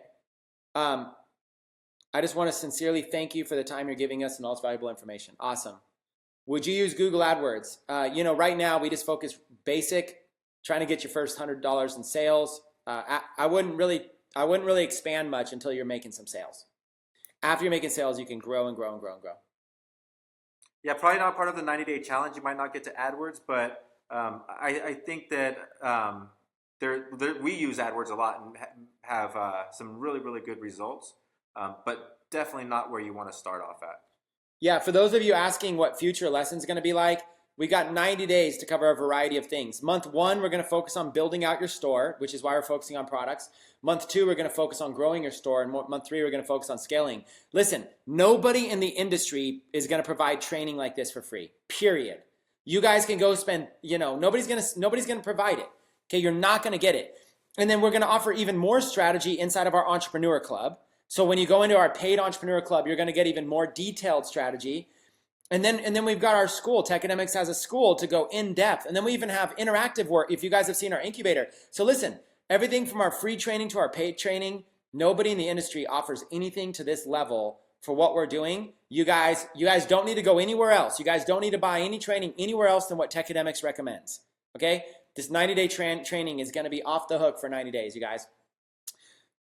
So listen, we can't answer too many more questions because we've already been going for a couple hours. Let me see. I'll maybe just do 2 or 3 more, and then we'll wrap it. Charles says how to get good at copywriting. Charles, use that site search I told you. Review a lot of other sites and go look at how they write copy. That's how I learned how to write copy, was just modeling after how other people do it. Success leaves clues. Richard, would a general store confuse Facebook when they try to optimize it? No, a general store is looking for buyers. Especially, look, you don't have to have a general. You don't have to sell every niche under the sun.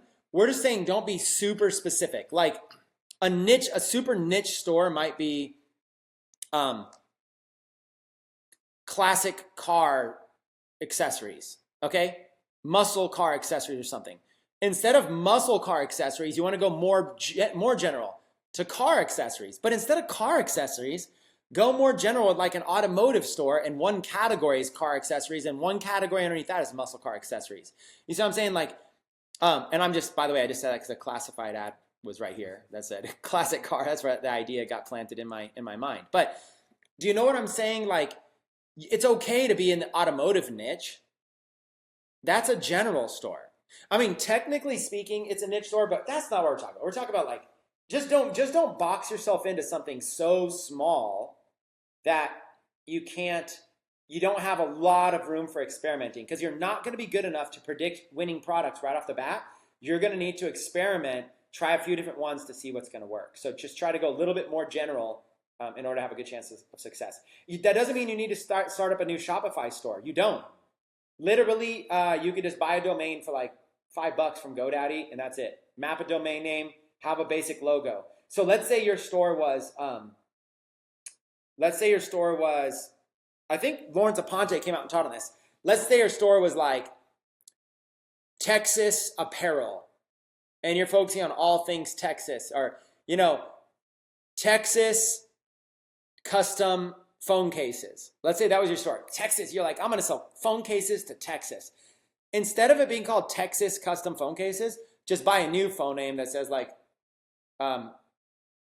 phone cases superstore, like there you go. And then just change it. You're still selling phone cases. That's fine. You have enough experimentation that you can experiment in a bunch of different niches, right? So have something broad. Instead of your store being all things horse jewelry, don't do that, because there's only going to be a handful of things that are horse jewelry. Instead, have all things jewelry. The ultimate jewelry discount store. And then horse jewelry would be one category. Dog jewelry would be one category. See what I'm saying? That's the difference between general and niche store. Yeah. And answering the question about will it throw off Facebook's pixel? Well, no, because Facebook will just optimize for the purchase. So if you have that dog store that's broken up into a bunch of different dog niches, it's going to optimize for just general dog owners rather than pit bull owners. If you had a pit bull store, it's going to start optimizing for pit bull owners, because that's what it's going to find is purchasing. But then if you go to have a dog store, well, it's going to optimize for dog owners. And if you just had this general store with 25 different categories, well, what Facebook will eventually optimize for is just purchases for buyers. And that's honestly kind of cool. You could actually build up a general store, a pixel on a general store, and build up a huge a pixel that focuses on buyers, that optimizes for buyers, and then you could take that pixel and cross it with other niches. So it could actually be a benefit to you to have that that store, the pixel firing on their store.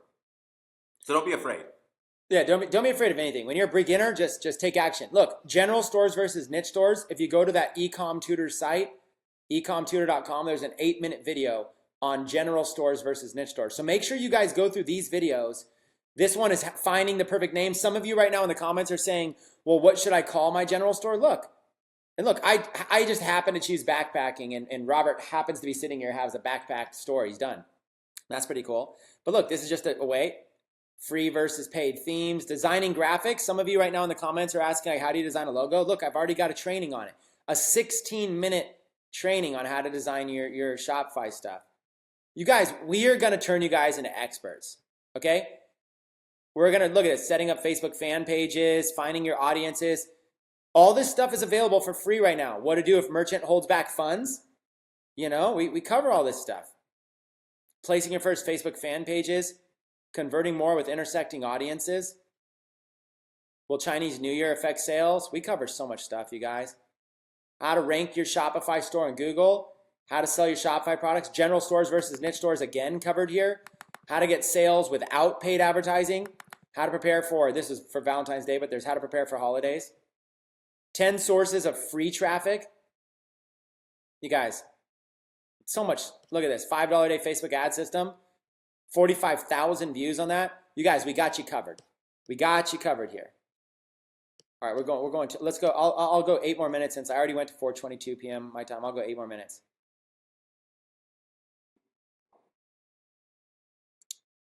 Did you recommend a game at some point? A game for writer's block? Yeah. You know, I did, but I don't know if it still comes up. It's called Typing Maniac. The game's called Typing Maniac for writer's block.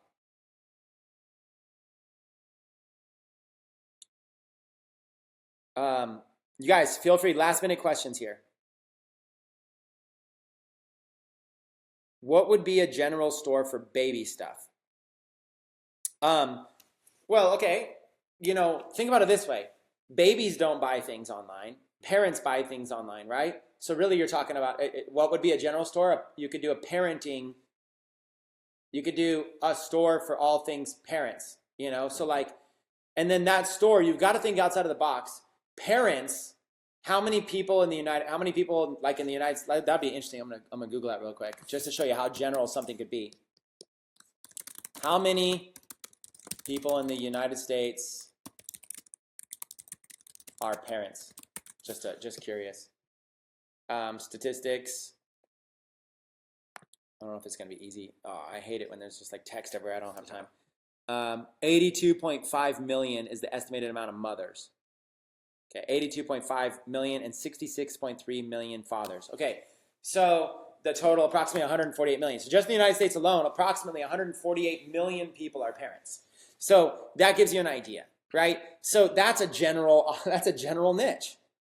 Mm-hmm. Now, if I ask, if you start dialing down, like how many people, like if you start dialing down, like how many people play golf? Okay, that's pretty, it's niche. You'd be probably better off doing a sports store.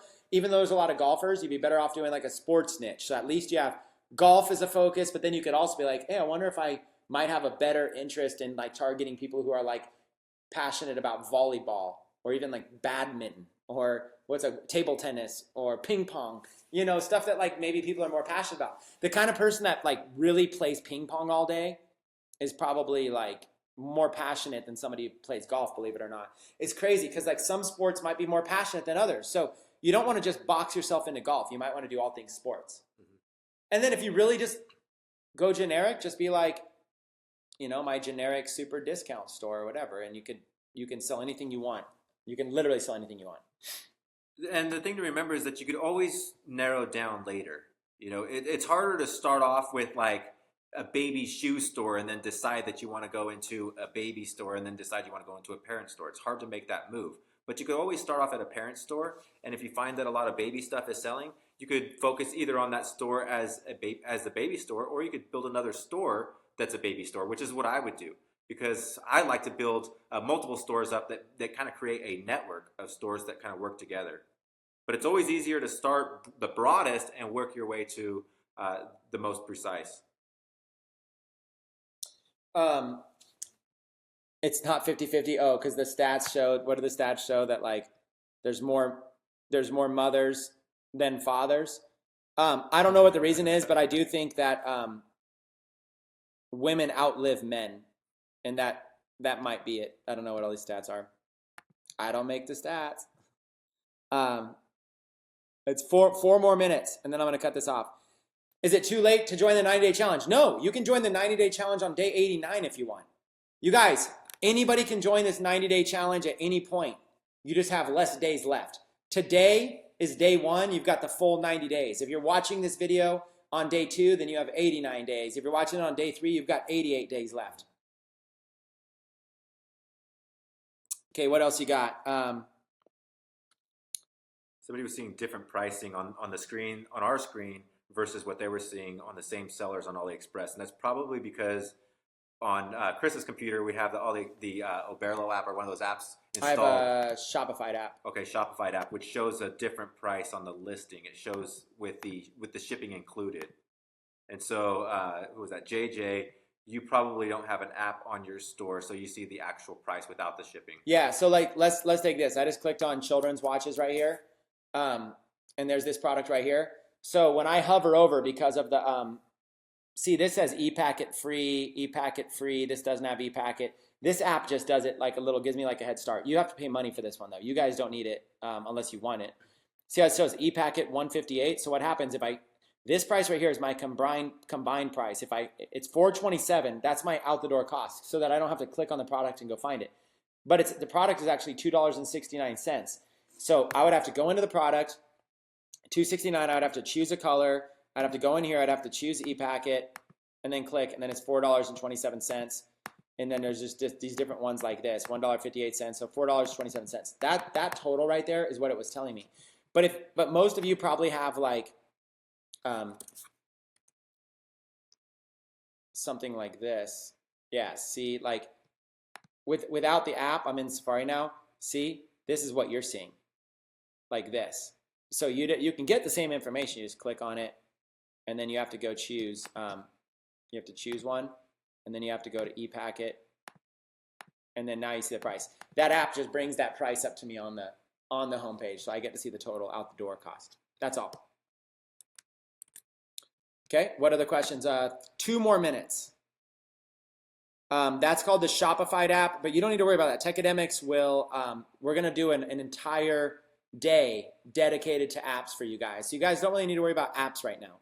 You guys here's what you should worry about. Day 1 challenge, okay? Research some products, research some stores, and try to figure out, what you want to do with building your store and what you want to do with adding products, and go do some research and try to figure out what you want to do. I mean, get started with like your game plan.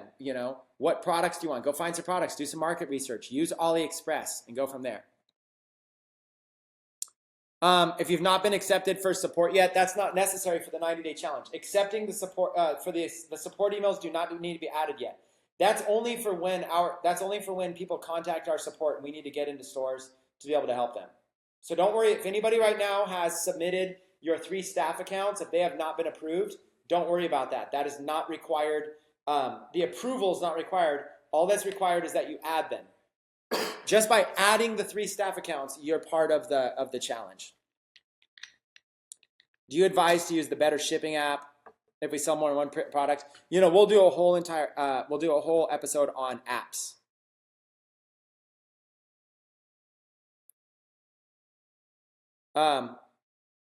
Every day we'll cover something different. Okay, last minute. Can new people see day 1 or day 2 if they join in a few days? Yes.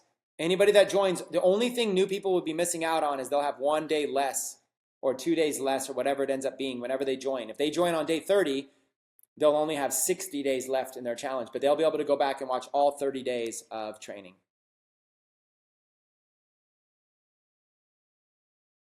Email's not included with Shopify, but if you purchase your domain name at GoDaddy, it's pretty simple.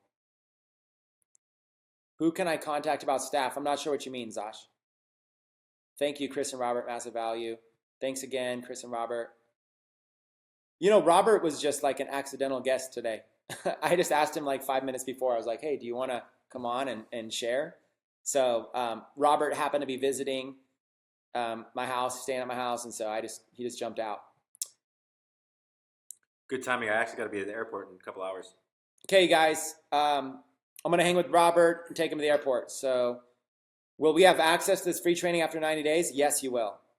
Can a file be added to the section every day after the training? Yes, Greg. Would you recommend buying a domain email? I don't think, sure. I mean, I don't know. We'll have to just do another. We'll have to do another in another training. We'll cover email. Is there a way to ask Facebook if your ad picture will be approved? You can add. You can. If you guys have questions, make posts here in this group. If anybody has any more questions that were not answered, ask in the group. Ask in the group. Make it its own post. Provide as many screenshots as you can and ask your peers. Don't ask me. Don't ask Robert. Ask your fellow 90-day challengers. You know what? Is this the first 90-day challenge? Yes, it is. It's the first one. It may be the only one. Okay. With that being said, you guys, we had a blast hanging with you. If you enjoyed this training, go ahead and give it a thumbs up, give it a like and a comment. Let us know. Robert, I'm sure will read in the comments and review some of this stuff. We had a blast hanging with you guys. We'll see you guys on day 2. See you guys later. Later.